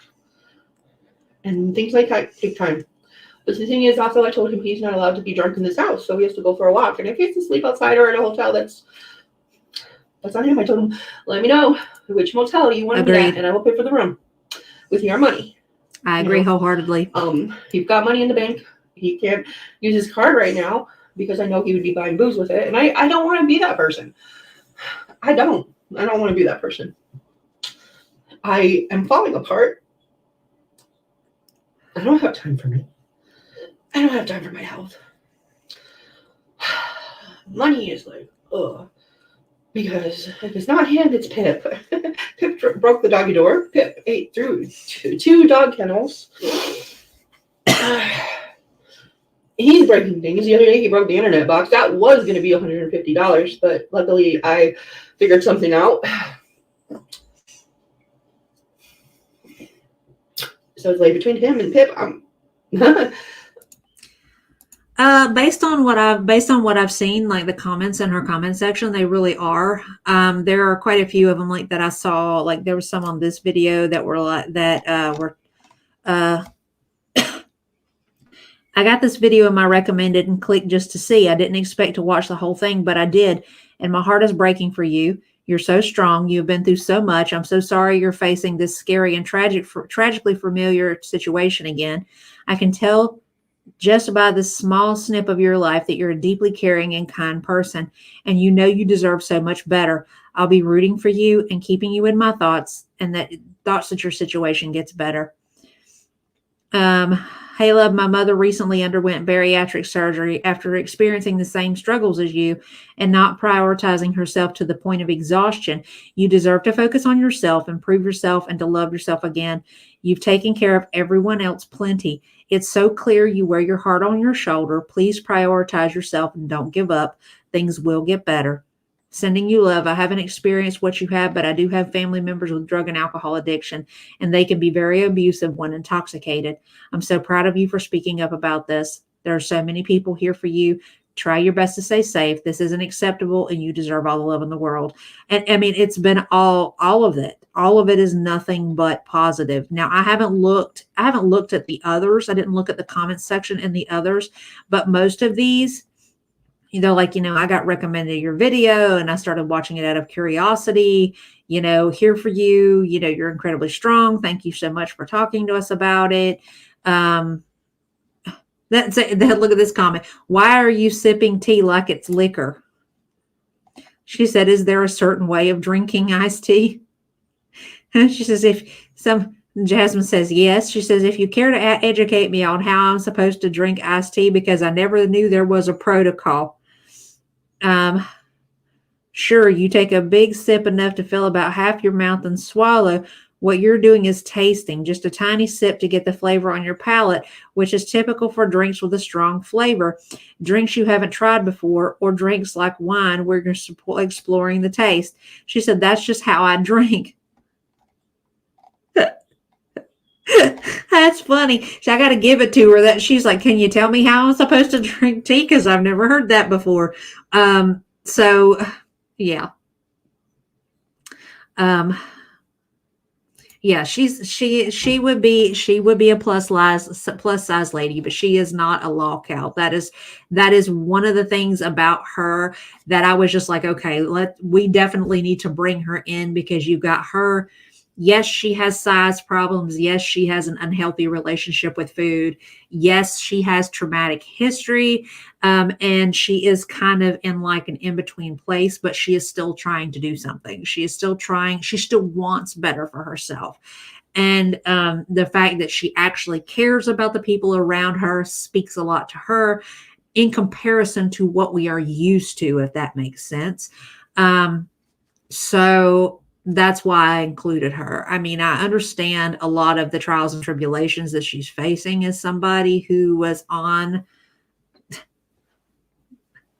that side of unhealthy eating habits and unhealthy relationship standards and stuff like that. I get it. I get where she's at. And I really am kind of here for watching her grow and evolve and to figure out how to actually connect with herself and establish a self-esteem, an amount of self-love, so that she can actually get to the places that she wants to be. You know what I mean? Because she has that potential. She just has to get to a point where she's like, okay, I'm going to put myself first for a little while. I've got to focus on me, because I'm not useful to anybody else unless I take care of me first. And that's kind of where I feel like she's at. And that's really kind of all I can hope for, is that eventually she'll get to that point. Yeah, she is definitely not an ALR foodie. Yeah.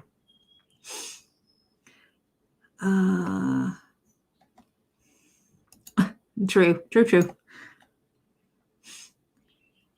It absolutely is. And part of what I'm hoping for is that with other things going on, with time, and like I said, particularly with court intervention, since he has like the legal system involved now, maybe that'll be the point at which there will be some intervention to get the fella more on the straight and narrow so that she's not having to chase him around and worry about what's going on with him so that she can focus on herself for a bit, you know.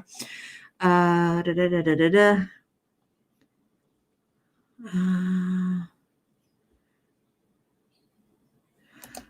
But she's in the same spot as 3 years ago. No, I get that. And actually, you know, to be truthful with you, and I'm going to show this to you. A couple days later, so this was 8 days ago. What we just watched was 8 days ago. 7 days ago, we got puppy video. We got different stuff 6 days ago, different stuff I've cooked this month. And then we've got, today was a good day, road trip to Amarillo with scenery, where she is with the gentleman that she was talking about in the alcohol video. Fatty approved, Sonic pulled pork and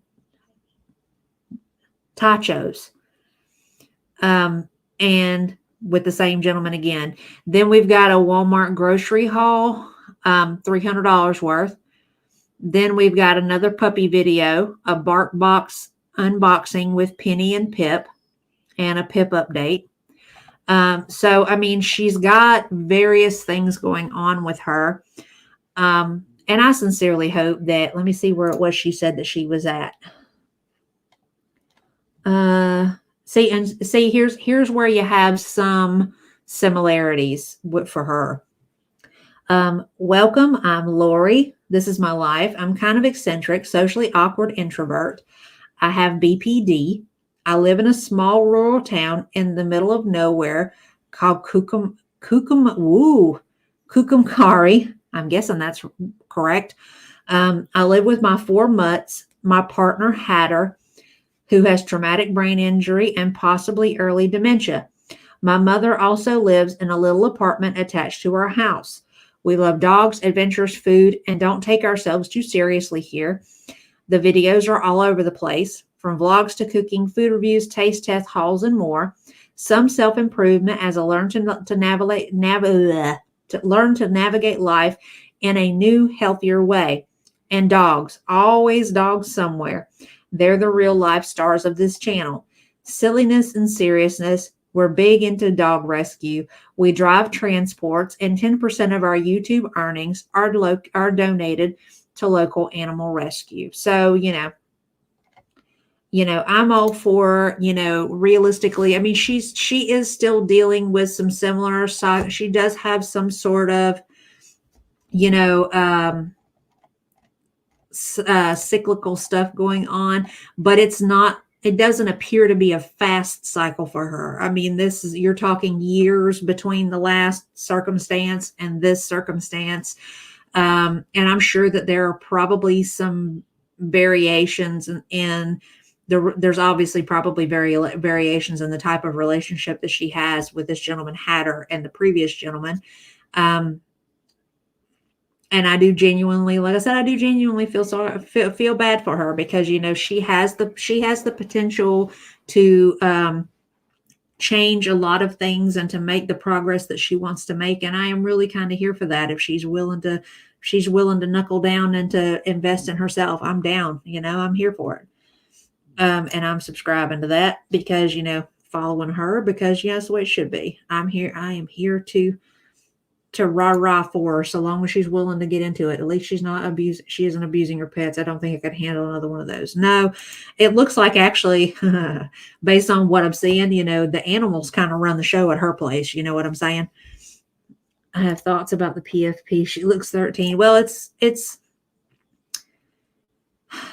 is filtered. Yeah, it is a filtered picture. So, I think I see what you mean. All right, let's go on to another one that's actually doing some here. This one, you guys, we talked about was Jamal Get Right. And even though Jamal has not really been on my initial radar, because like I said, he is a dude and it's actually tends to be easier for guys to lose weight than it is for women.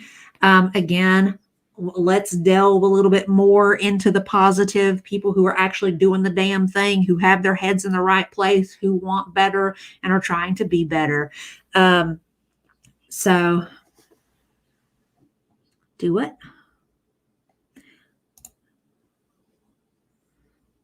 I know. I'm so glad OSB. Hey, right off the bat, I'm not going to hang around for an animal abuser. I mean, honestly. All right. I haven't watched a lot of him, so technically we're watching this together for the first time, but I did listen to just a little bit of it. But I will say this, his accent is just top notch. Greetings, all 822 members of the Get Right Gang. And greetings, all 800. And he's already jumped from like 822 to something like close to 3,000. 122 members of the Get Right Gang and the 40% who haven't subscribed yet. My name is Jamal, and let me just say first of all, I apologize for my voice. I've actually lost my voice for reasons which I'll explain in this video, but I really wanted to film this video today because there's a lot of information which I want to share, and I know people are really looking forward to hearing it, and it's going to help some people. So I apologize for my voice. It's pretty much gone, but I'll put subtitles on the video anyway, which I would do anyway because I'm British, so I know a lot of people are not going to understand my accent. But here you go. I'm not well, but I'm still filming anyway. I totally dig his accent. I don't know about y'all. So let me get to the point. I am a guy who's on a weight loss journey. I've been uploading videos every single day for a week straight now. This is my 7th day. And every single day I have lost weight. This is because I've been doing a dry fast. And just recently I completed a 7-day dry fast. I've never done this before in my life. It's the first time. Went 7 days straight without eating any food and without drinking any water. Actually, I'm gonna be honest, that's a lie. I didn't do 7 days. I actually completed 6 days and 19 hours. I tried to get to the full 7 days, but I couldn't make it. And that's because my energy levels were so low. But I'll talk about that in a moment. Before I say anything, just a quick disclaimer. I'm not a professional by any means. I'm just a guy on YouTube on a weight loss journey, and I'm documenting my process throughout. Everything I do is experimental, so please do your own research and speak to a professional before copying anything I do. And he's already winning me over because he's flat out saying, I'm doing this. That don't mean you should do this. That don't mean this works for everybody. Get the appropriate help. And that is the only thing I think that, with dry fasting would be the only, yes, he did. Yes, he did. And that causes me a little bit of concern. But, I honestly believe that the only thing that I could see thus far in relation to him is that he's not doing these whatever, he's got more than a week, in relation to weight loss. I mean, he's been uploading for a little bit now, but he goes back up a little bit and then he comes back down some more. So he's steadily making progress. He just has those occasional fluctuations where he'll gain a pound or two and then he continues on losing again. But I do think that he will probably have a safer, more sustainable long-term loss if he would seek out a medical provider to help him navigate that, realistically, doing things by yourself is never really safe. So, I mean, I that's really the only concern that I have where about him so far. Brand new to me, and his accent is more common to me than the Southern accents. Well, and I would kind of expect that, mainly because of where you live at. So,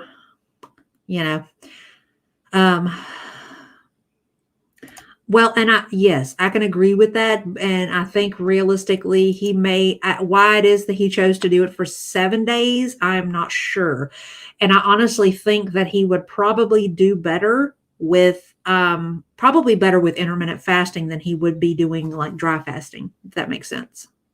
So let's start off with the basics. What tools or equipment did I use to go through the 7-day dry fast? Well, firstly, I took in electrolytes every single day. Throughout the day, my electrolytes consisted of Himalayan pink salt with potassium and a tiny bit of magnesium. Now, if you want exact measurements, I suggest you do your own research on this because the measurements are different depending on whether you're a male, a female, and whether you're pregnant. So I am hesitant to actually tell you the specific measurements I use because it's different depending on who you are. Me as a big person, I obviously sweat a lot when I exercise, so I need even more electrolytes. So unless I was speaking to you directly, I'm not going to tell you the exact measurements of the salts I used, but they're very easy to find on the internet, I assure you. So again, the ingredients are just very simple: salt, potassium, and magnesium. If you want to get even more specific though, you can get sodium bicarbonate, which is the purest form of the salt you need. About half of this is in Himalayan pink salt. If you want the purest form, just buy this and make sure it's food grade.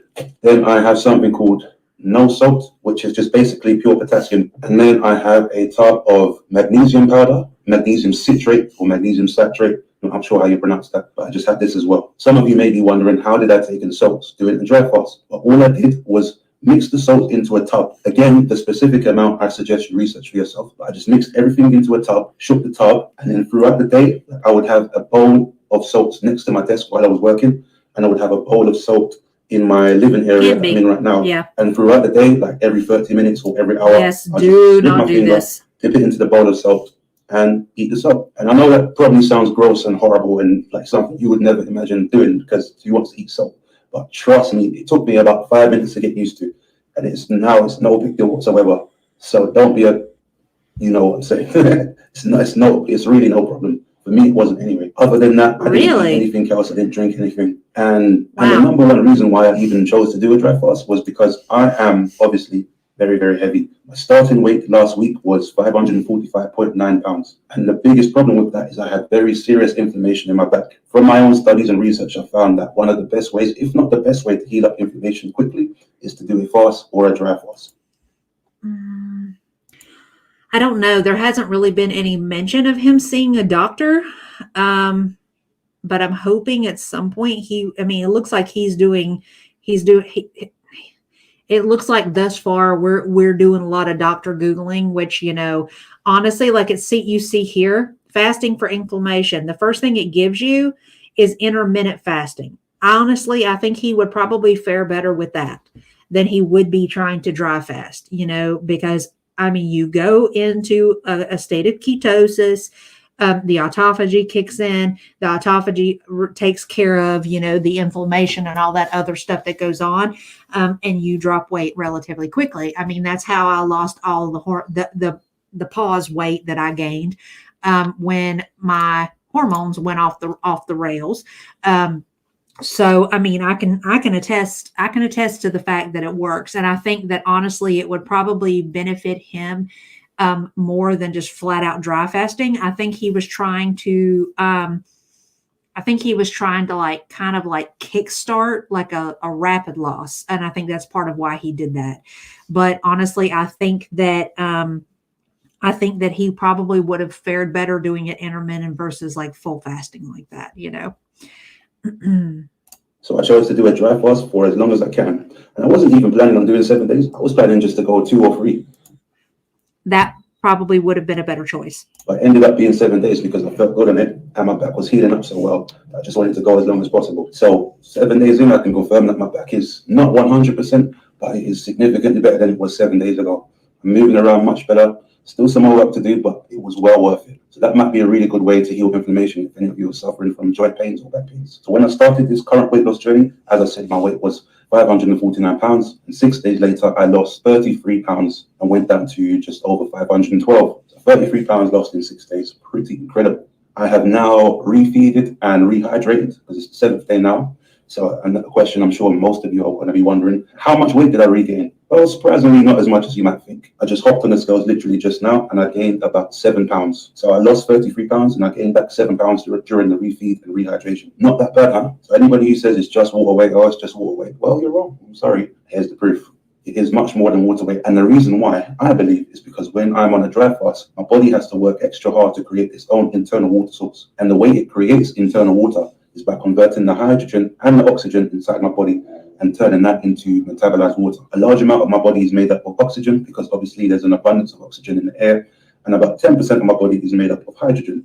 So it already has the 2 elements it needs, and the body's so intelligent, as we all know, it finds a way to create its own water internally by taking the hydrogen and oxygen and making H2O inside. Now that takes a lot of energy, and for that reason, it has to burn through fat cells to make that happen. This is another reason why it allows me to lose weight so quickly, and obviously the main reason why I don't die of dehydration. Keep in mind, this is only possible because I have so much body fat. If my body fat was low, this would be extremely dangerous and possibly even fatal. So use caution, and as I said, do not copy anything I do without speaking to a professional and doing your own research. So how did the 7 days go? Well, honestly, the first 5 days was very, very easy. And I've done water fast before, and to be honest, this felt easier than a water fast. And I think that's because there was nothing going into my stomach. So my stomach just knew, hey, you ain't getting nothing. So you just got to make do with what you got. So I had no problem breaking down those fat storage cells and turning that into energy and into water. Now, the 5th and 6th day. So, okay, let's talk about this.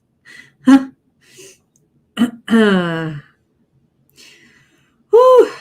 See, and he revisits that, but I agree with you. There's a lot of this that can be a little misleading because it is not. Now, he's obviously had some success from this, but I do still think that, agreed. I'm a little nervous listening to him. I'm not going to lie.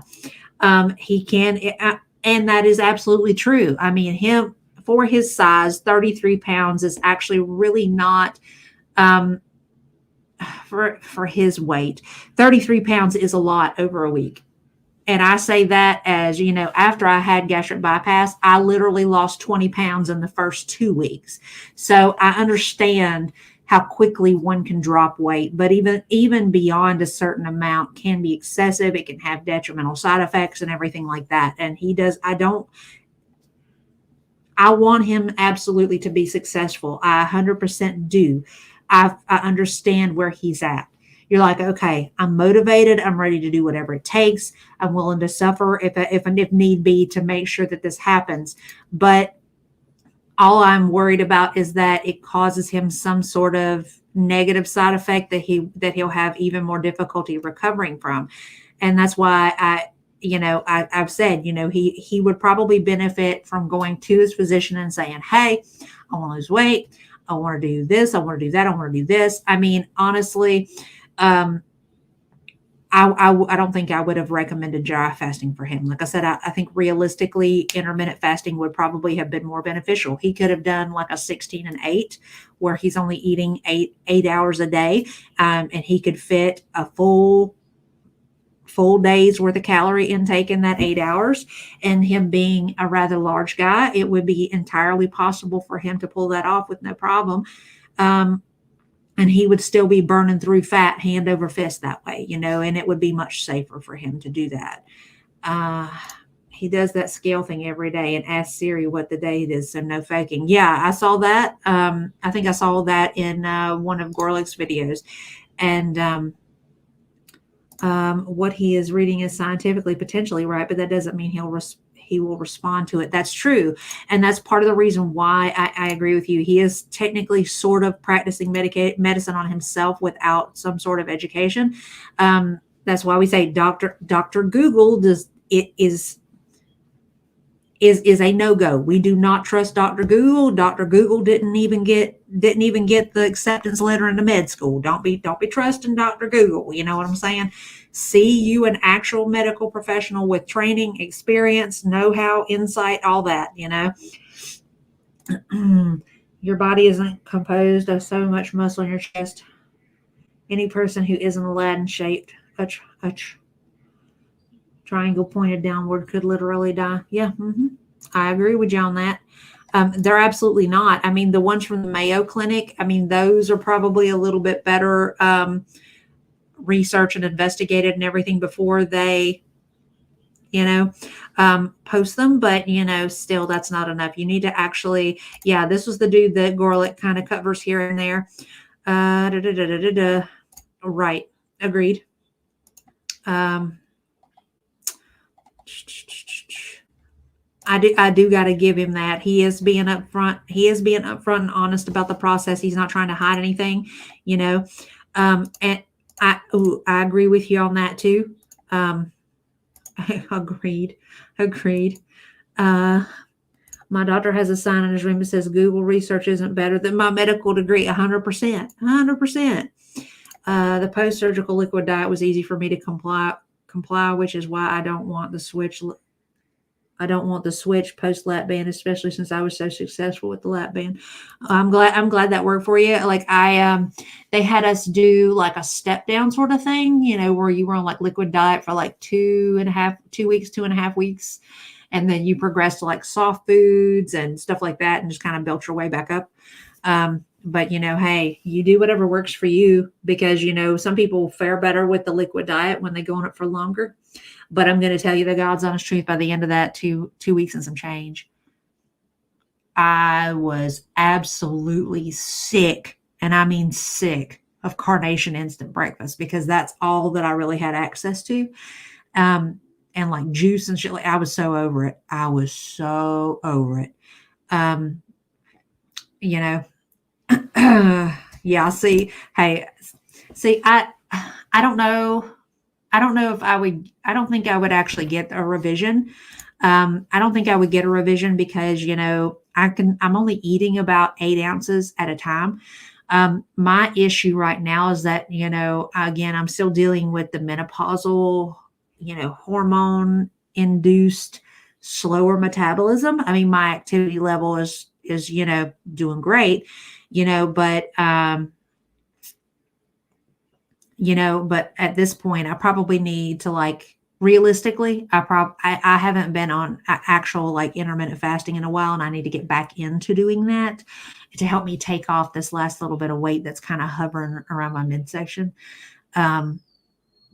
But I will probably be seeking somebody out to be like, hey, what do you think? And do not be talking about no Ozempic, because I don't want no part of none of that, because I don't want to deal with no side effects from that. What else can you recommend? Sort of thing.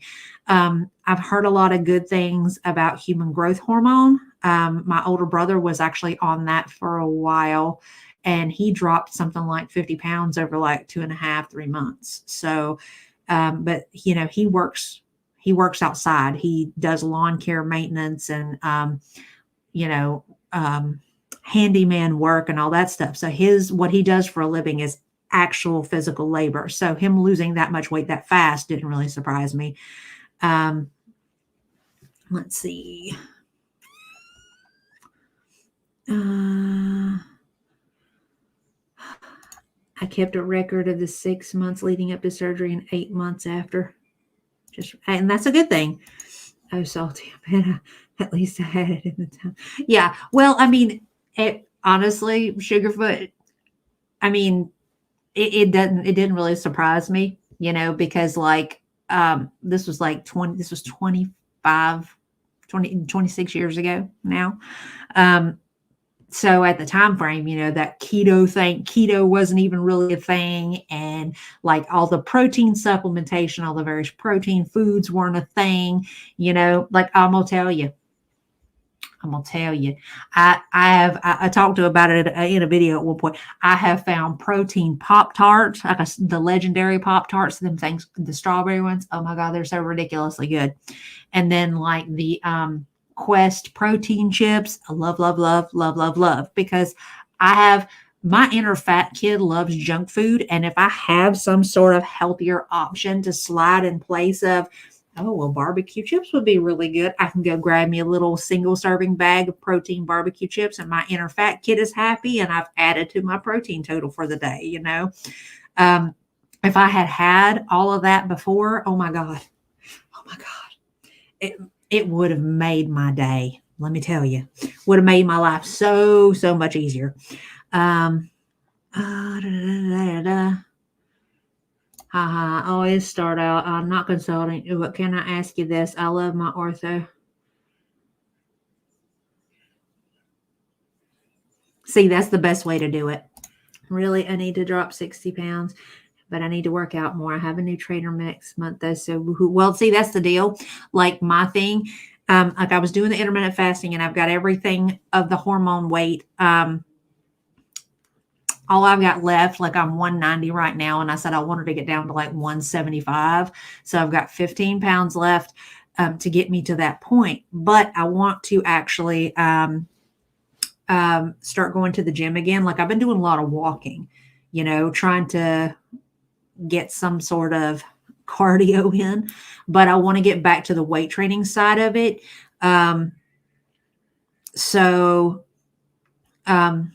Yeah, there's that. I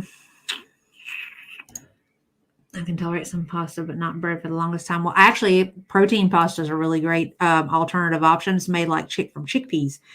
uh, yes, Miss Pix, protein Pop-Tarts. And actually, if you have Target, you can get, I think, a pack of 5 of them at Target for $10.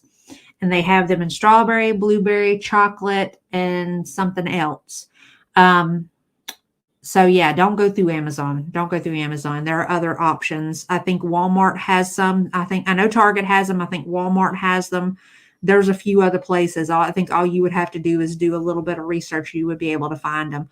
I use the Premier Protein shakes because that's just my preference.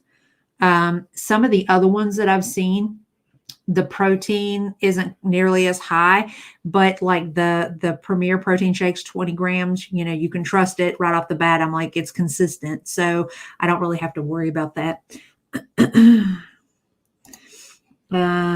I need to shrink fat more than lose weight, if that makes sense. If I had more muscle everywhere else, there'd be less stuff, right? And that's really kind of where I'm at too. And a big part of building your muscles, increasing your protein intake. So, the more protein you have, the better off you are, because your protein is the building blocks of your muscles. So that's part of why I have been so gung-ho to try to make sure that I get in as much protein as I can. Kind of like what I'm meal prepping tonight. I'm not going to tell y'all no lie. I did this last week, but I was just like, oh my God, this is so good. So I'm going to do it again. I'm doing like a shepherd's pie again.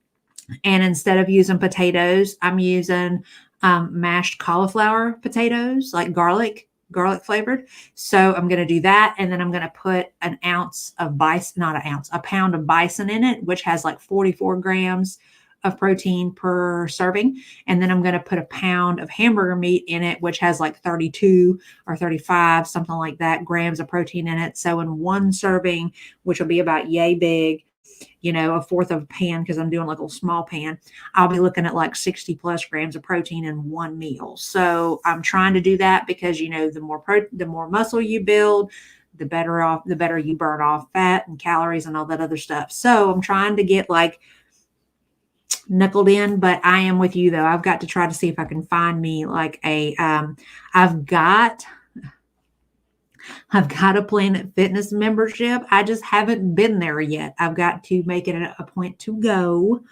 And I've got, just because of some of the other stuff, I have kind of overloaded myself a little bit, y'all. So I'm kind of, your body will only digest 30 at a time though, right? I don't think so.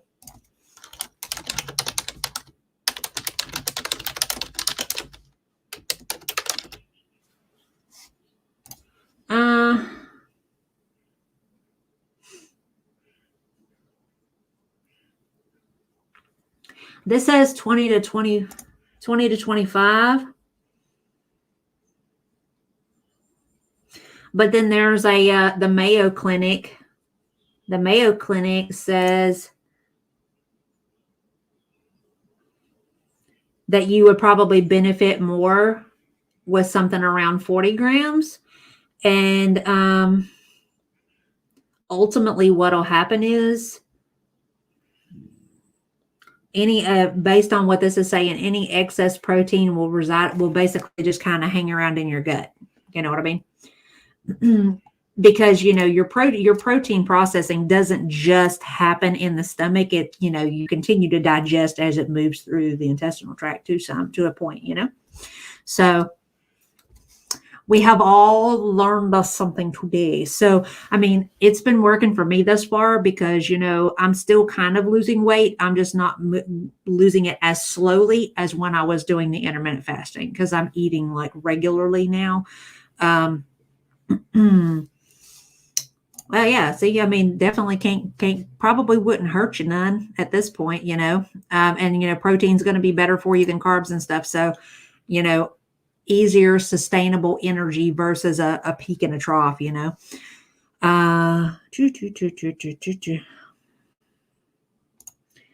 you're in the States, bariatric advantages, what New York, Wisconsin, and a bunch of other states prefer.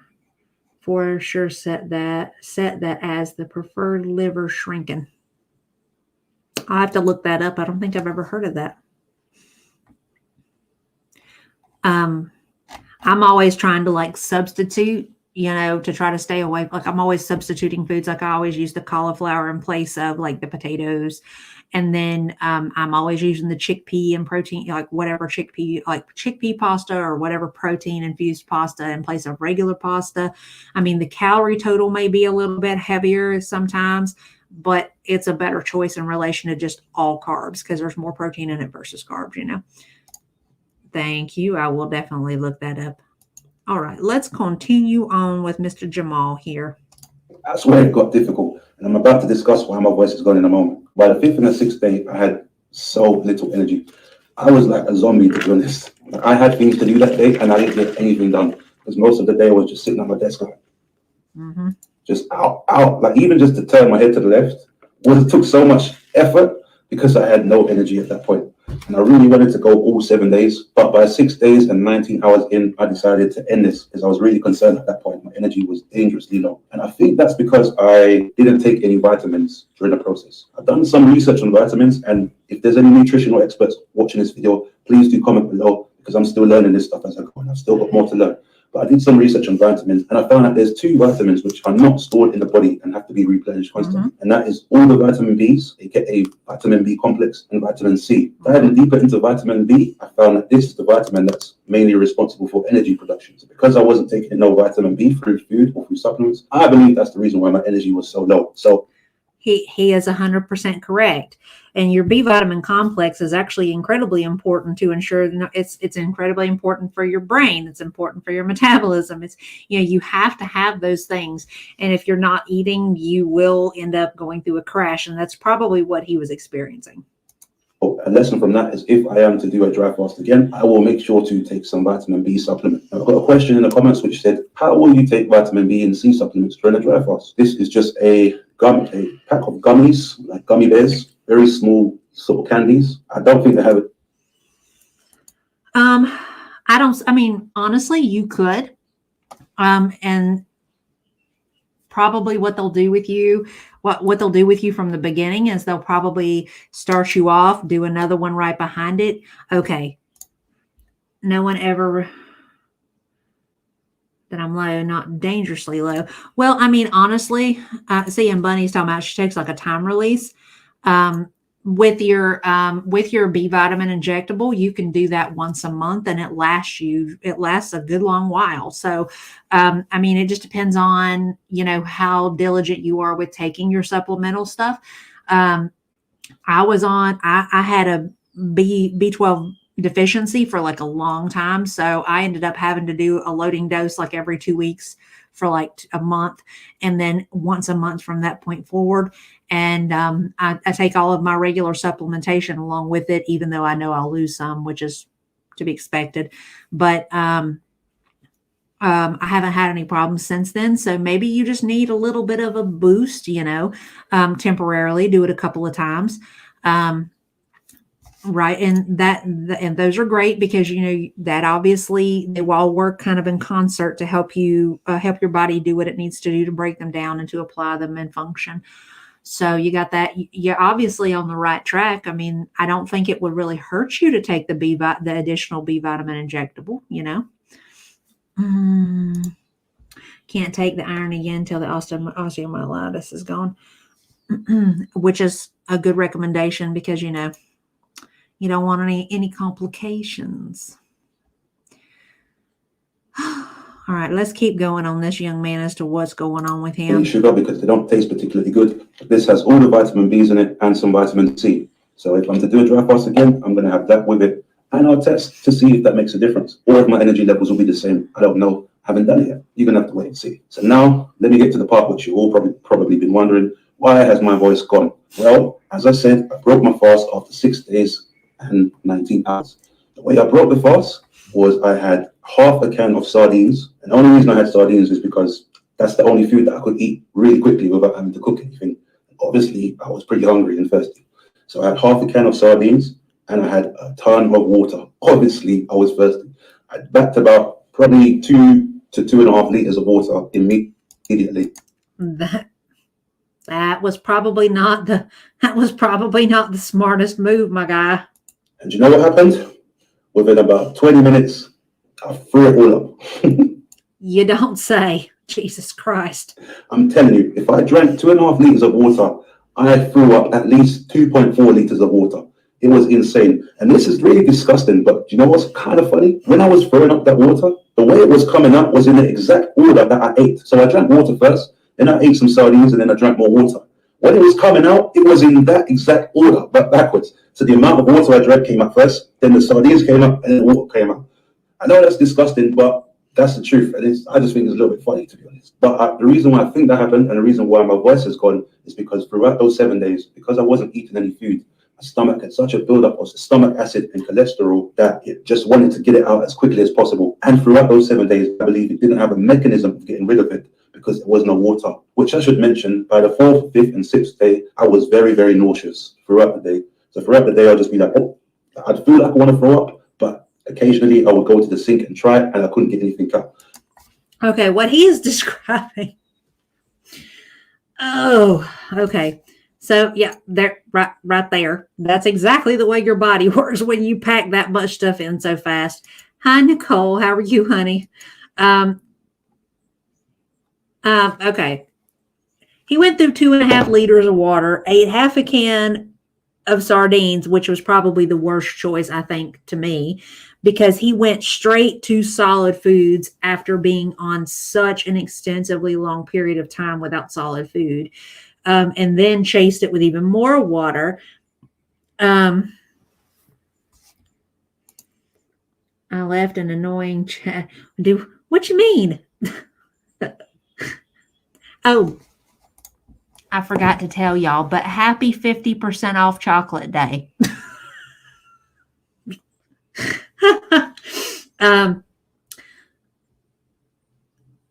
Well, they may, but it may probably still have been too much for him. He probably should have started out with something. Number one, he shouldn't have drank so much water so fast. That was part of what made him just bleh. Because it was too much too quickly, and it kind of overwhelmed his stomach. And then add on top of it, he went to a solid food. He probably should have started out with you said it, some broth, a protein shake, some milk, something softer and easier on the stomach. You know what I mean? So I mean, realistically, there's that. Him talking about being nauseous after a few days of not eating or drinking. I mean, that doesn't necessarily does not necessarily have a lot to do for him with, well, I mean, obviously that is a factor to include in relation to why he may have felt bad and was having those problems, but it could also be other things. I mean, he's obviously ate to excess previously. He's probably accustomed to having a rather, an elevated blood sugar at times, and then add to it, here we are, Charlotte's reading my mind here. It's a symptom of dehydration. If you go long enough without water, you're gonna feel like you want to puke. You get spinny, you get the spinny head feeling, you just kind of woozy, you feel like you want to ralph, you got all of this other stuff, and I agree with you, Sugarfoot. He absolutely, I mean, bravo to the effort that, and for willing to at least give it the good old college try. But I stick true to the opinion that he needs to do this with a medical professional. He needs to find something that is not going to put him quite through so much turmoil, physically, mentally, all of that, and actually do something that's going to be sustainable, because the, stuff like that is not built to be long-term. He needs to develop like healthy long-term eating habits, finding himself something that works in relation to specific diet, so that he can have long-term success, because the desire and the effort and the want is obviously there. You know what I mean? But I would feel nauseous, and I think that's just the buildup of stomach acid. So when I did actually throw up on the 6th day, I think all of that stomach acid came out of my throat, and that's why I've lost my voice, because my stomach is full of acidic acids, and it burned my throat when it was coming out. This isn't the first time this has happened. This has happened before in the past, so I kind of expected it, and I'm used to it. But I just want to be very, very transparent on here about this, about what actually happened, because if any of you do a dry fast and experience this, just keep it in mind. Like, you could be a public speaker or something, and to lose your voice is going to cost you money. Fortunately, it doesn't matter that much for me, but for you, it might be different. So use caution. Now, I have found something which could have helped me, and which I'll probably use next time if I do a dry fast to help minimize that issue. And that's this ox bile supplements. You can get these off Amazon pretty easily. And from my research, I found that this just helps to neutralize the acidic nature in your stomach and to reduce all that cholesterol buildup, to help minimize issues like that. So that's something which you should look into if you're planning on doing something similar. Now, I didn't take any ox bile because obviously I was in a dry fast, so that means I couldn't drink any water. So there'll be no way for me to have these tablets. But I think next time, if I was to break my dry fast, first thing I'll do is have water with ox bile supplements before anything else. Now, some more good news, which is pretty incredible. When I did start my weight loss journey last week, I measured my waist and it was 70 inches. Just before I started this video, I measured my waist again, and I'm now down to 68 inches. I lost 2 inches on my waist in just 1 week. So again, that's even further proof that this isn't just water weight I'm losing, this is actual real body fat. So what's the next steps, you might ask? Well, once I finished puking up all that water and half a tin of sardines, the next day I refeeded again and drank water again, and it went down just fine, and it was delicious. I had some beef liver, sardines again, and spinach. I can't. This. Nope. Okay, sorry, y'all. Let's see. I saw something. I agree with you there, Bunny. I mean, some of the stuff they do is off the wall, and it's usually those are usually designed for like either mass building or weight loss, like in a short time frame. So what he's doing, it is very much geared toward the athletic mindset that he, you know, if he's been an athlete before, then that's what he's used to doing. But you know, it's just kind of like probably, again, not the smartest choice on his part. I mean, he seems to be a relatively young man, right, to qualify for weight classes and everything too. So, you know, but like, I'm sorry, I'm not,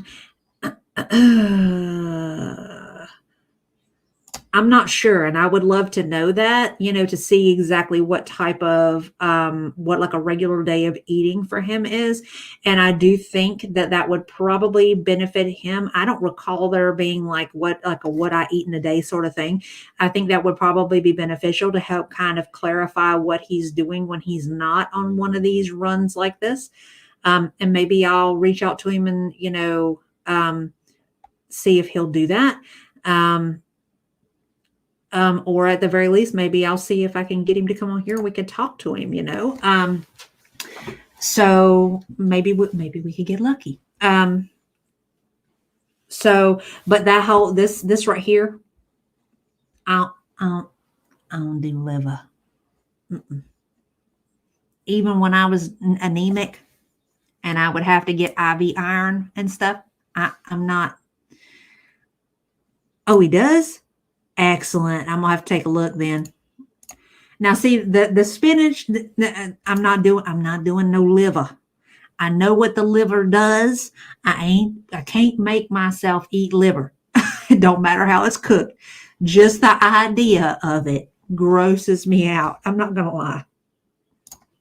I also drank a whole bunch of water with an electrolyte mix in it. This specific electrolyte mix has an orange flavor, so it was a little bit of a treat because I went 7 days straight with just salt.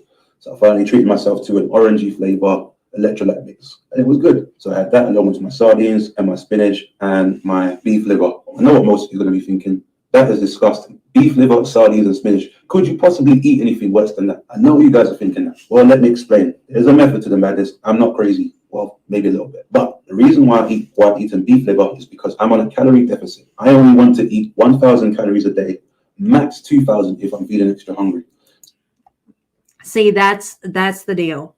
That to me is where a lot of the problem lies. He's actually working against himself by eating so few calories and working out, because what'll happen is he's obviously at 1,000 calories. He can't be getting that much protein in a day. So if he's working out, what happens is his body uses that little bit of glycogen stores that's in his liver, and then from there it starts to break down the muscle in his body.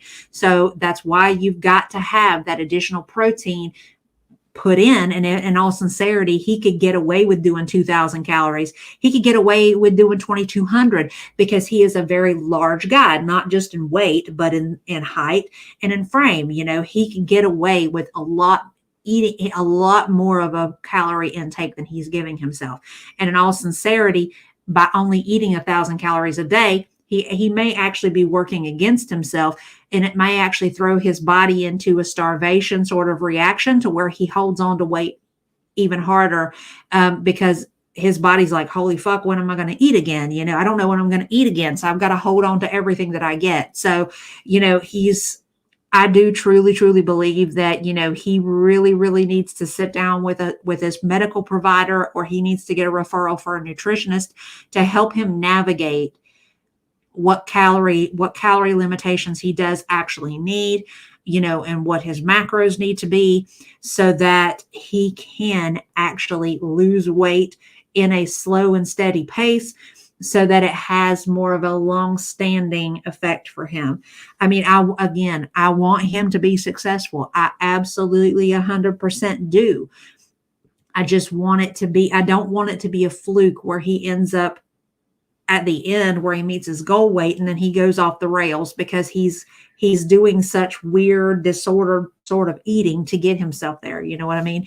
And I don't know for sure, but I believe I thought somebody had said that at one point he was a binge eater, and I really hope not.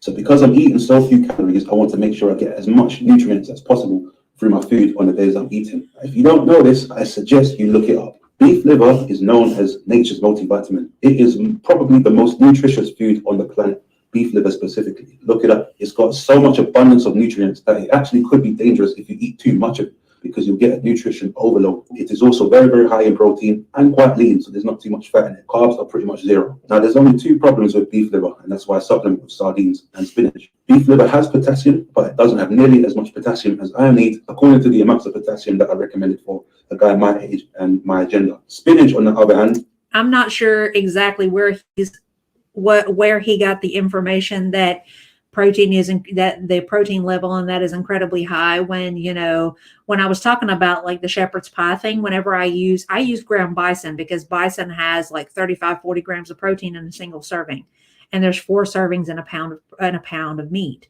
So I mean, and honestly, he would probably get just as much, if not more, with chicken too, depending upon, you know, like if he supplemented dark meat, like half dark meat, half white meat. He really, really, really needs to see a nutritionist to help him balance all this stuff out.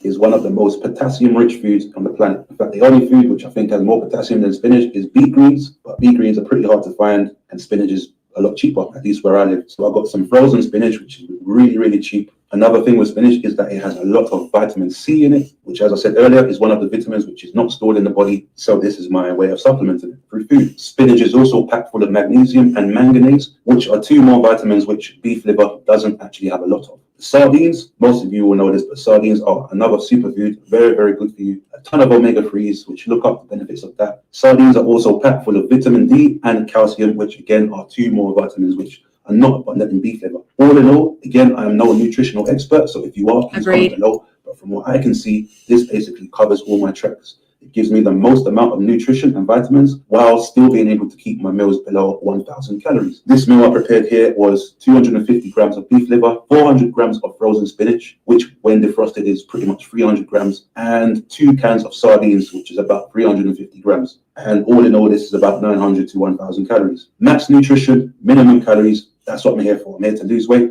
I'm not here to eat some gourmet food to lose weight, get strong, get healthy. So if you're looking at this like, how can you eat that? Well, I'm eating it for a purpose, and I hope I've explained that well. Now, I do have some other meats in the freezers and some other things like chicken and ground beef, but honestly, I'm only going to eat this when I get bored of liver and sardines, because as I've explained, it ticks all the vitamin boxes. Chicken and ground beef are great, but they're not as good as beef liver. So this will just be to add variety. But at its core, if I'm not on an extended fast, I'm going to be eating 1 meal a day, which consists of beef liver, sardines, and spinach. If I'm really hungry, I'll double up and have a second meal. I should also mention I bought some extra stuff as well to add to that. First thing I bought was some bone broth. Bone broth is full of collagen, which is going to be something I'll be using a lot of, because honestly, losing all this weight is going to be only 1/3 of my battle.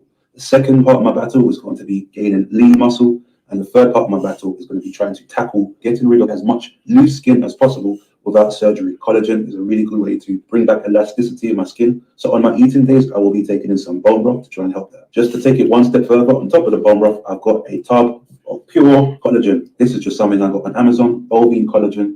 I put at least 1 scoop of that in my mixture of bone broth.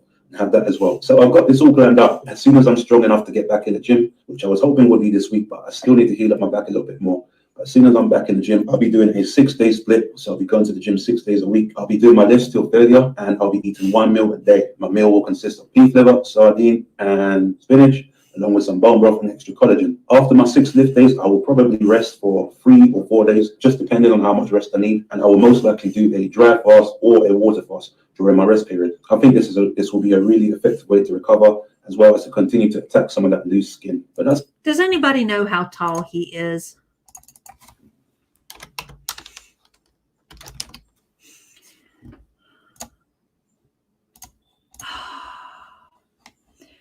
Here's the right. See, and yeah.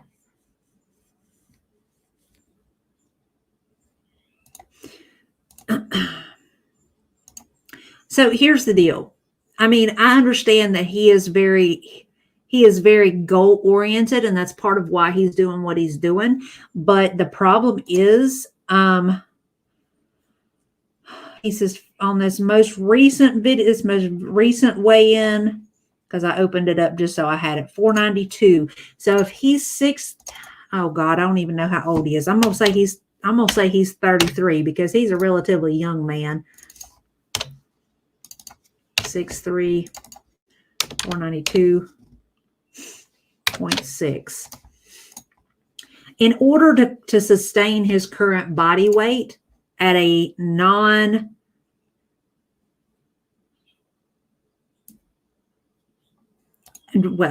true enough. I mean, based on, of course, we don't know what his exact height is. Maybe he gives it, let's see, somewhere in his stuff here.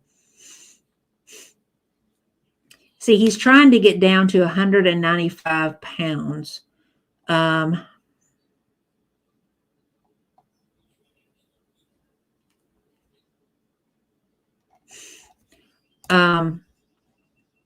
mean, based on his height and his current weight, and like I said, I'm estimating that he's probably in his 30s. His basal metabolic rate, which is not doing anything but being alive, not eating, breathing, heart beating, just regular bodily functions, it's saying 3,265 calories a day to maintain his current weight. So, I mean, he is literally, if he's only eating 1,000 calories a day, you know what I'm saying? He is literally eating only a third of what he should actually have, which is kind of scary. It's kind of scary. Macros. Since we're going to use the same function here. Male, we're going to say 6'3", current weight 492.6.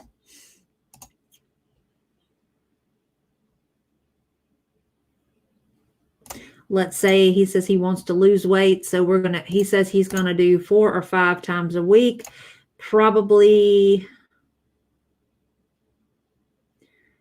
We already know he's going to be doing intense weightlifting. So let's calculate here. According to the same here, let me do this. Boop.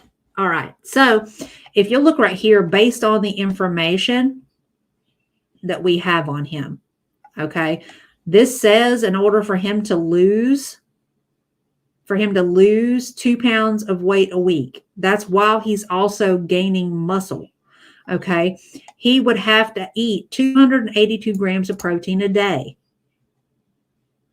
Let's say we want to go low carb, 393 grams a day. Okay, and he would still be eating a lot of carbohydrates. He would still be getting a massive amount of calories, but it is entirely possible for him to lose weight without doing this excessive amount of restriction.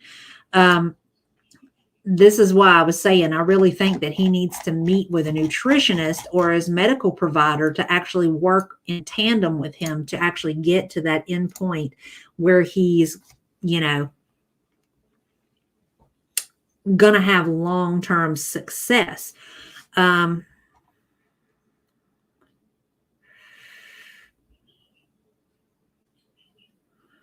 He also has a twin brother, and his brother has always been thin. Well, see, I mean, his brother's very, very lucky.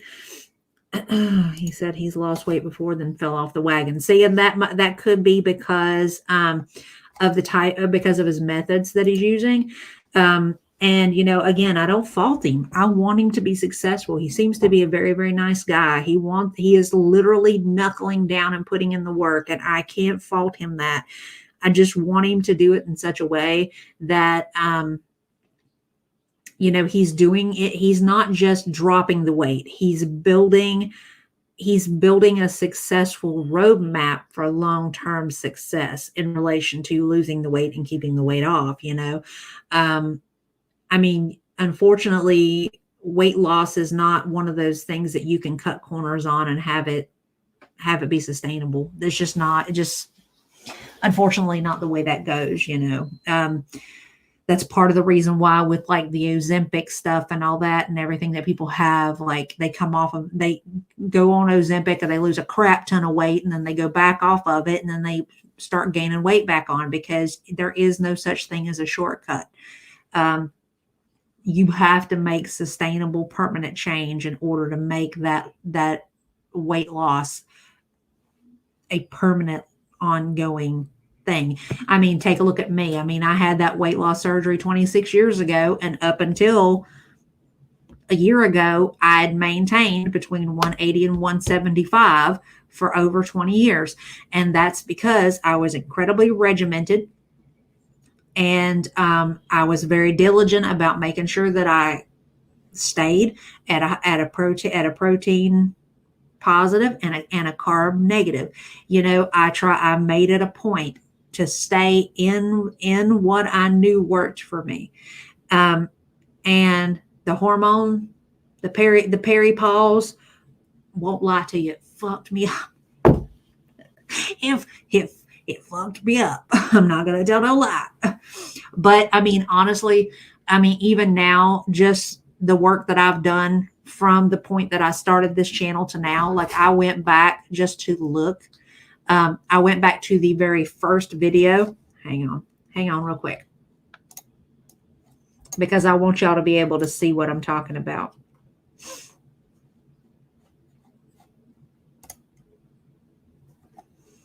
Videos.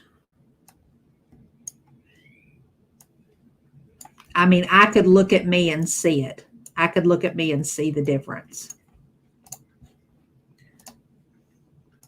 Hello there. All right, I'm going to share.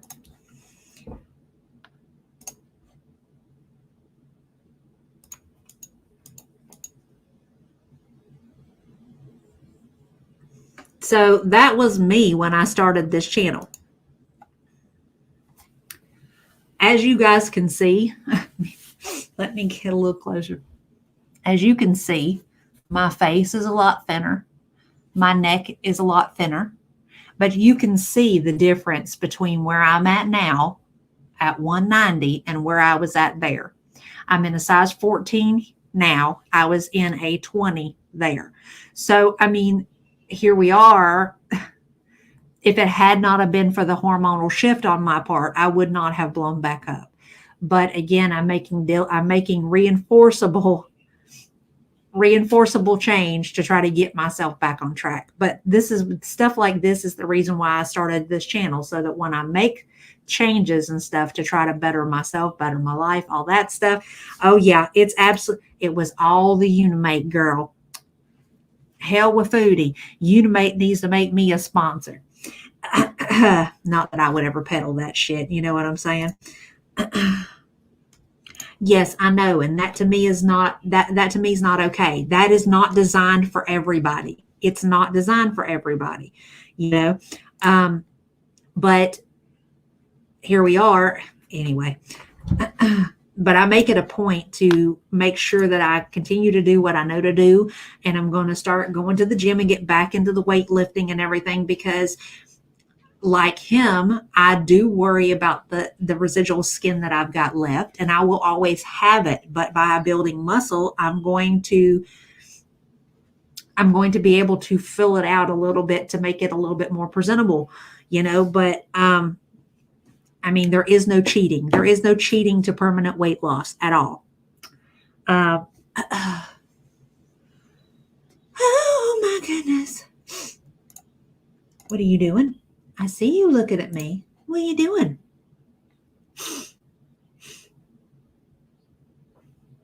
Y'all want to see who I'm talking to? I got to turn y'all all the way around. Romeo decided to come visit. Hi, Romeo. Look at that handsome man. Oh my goodness. He's been coming in a lot more. Yeah, that what you're hearing the TV. The bird show is on, I think he's starting to get immune to the birds though. Hey buddy. What doing, handsome boy? Oh my goodness. He is such a sweetie pie. He is such a sweetie pie.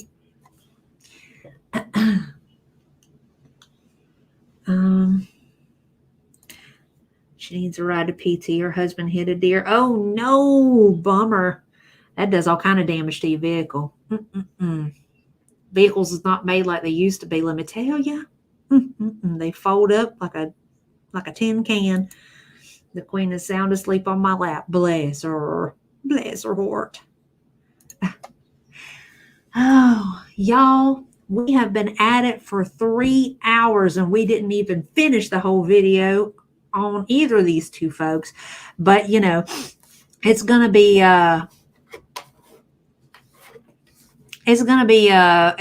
interesting, to see where they go from here. I'm hoping neither of them are upset with anything that I had to say tonight. Because I know, YouTube notifies you whenever other people use your content.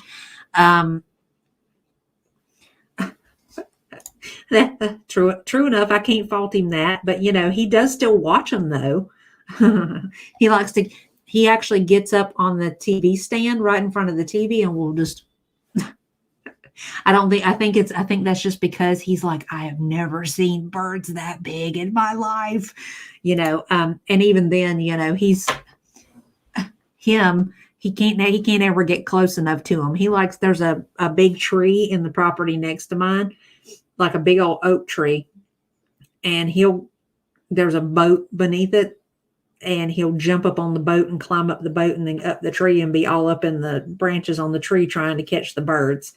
So, or just hanging out, playing King of the Mountain, watching everything.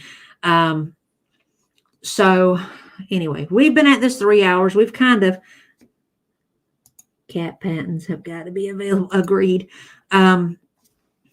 We've been at it 3 hours and we've covered a fairly decent amount for tonight. And I think we actually didn't do too bad. I mean, we did hit upon some positivity for a change versus the regular assholery that we're accustomed to. So that was a really nice change of pace. And we're going to have to make that a regular thing. I am going to continue to be on the lookout for new people. And if you guys happen upon somebody that is new, that you think we might want to look into or we might want to talk about, y'all please let me know. You can shoot me an email. If you're in the Discord, shoot me a message in the Discord, because I am all for branching out. I do not want us to be pigeonholed into Chantal and Foodie, because they are toxic as fuck. They ruin everybody's day. They are just pure D out and out assholes. And I don't know about you, but I am assholed out for a good long time. You know what I'm saying? So, the middle of next week, because I am working all weekend, middle of next week, we'll have a meetup and we'll sit down and we'll do, front yard garden planning, you know what I'm saying? So that you guys can help me pick out something pretty and make my house look good and all that stuff. And we'll be able to have a good time while we do it. You know what I'm saying? So sound like a plan, y'all, because I do think that, I think that'll be good. I think that'll be something fun that we can do that does not involve talking about these crazy people. So I'm going to let you guys go because I know it is a work day tomorrow and you all have to wake up and present yourself as reasonably functional adult human beings tomorrow. She's about to get messier, but be on the front side of reacting to her. Who dat? Really? We'll see. We'll see. Right. Thank you to the lurkers out there who didn't get to talk, but that's okay. There's always next time. Thank you to all of y'all that decided to hang out with me tonight. Thank you to everybody in the chat who always makes our conversation so much fun. Thank you to everybody coming through on the replay, gang. I appreciate you, every single one of you. I thank y'all for coming through tonight. It was a good time as always. Remember, you guys take, Val, I see you, baby. Plant it with a pallet. I'm going to write it down right now, baby. Remember, please take care of you. Get you some sound sleep. Watch out for your mental health. Take good care of yourself. Remember, you only get one body, y'all. Okay. And be sure to hydrate, because you're basically nothing more than a houseplant with more complex emotions. Love y'all. Appreciate you hanging out with me tonight. Hope you guys have a really good night. Val, baby, shoot me a message, okay, love? I'll talk to you soon. Bye, you guys.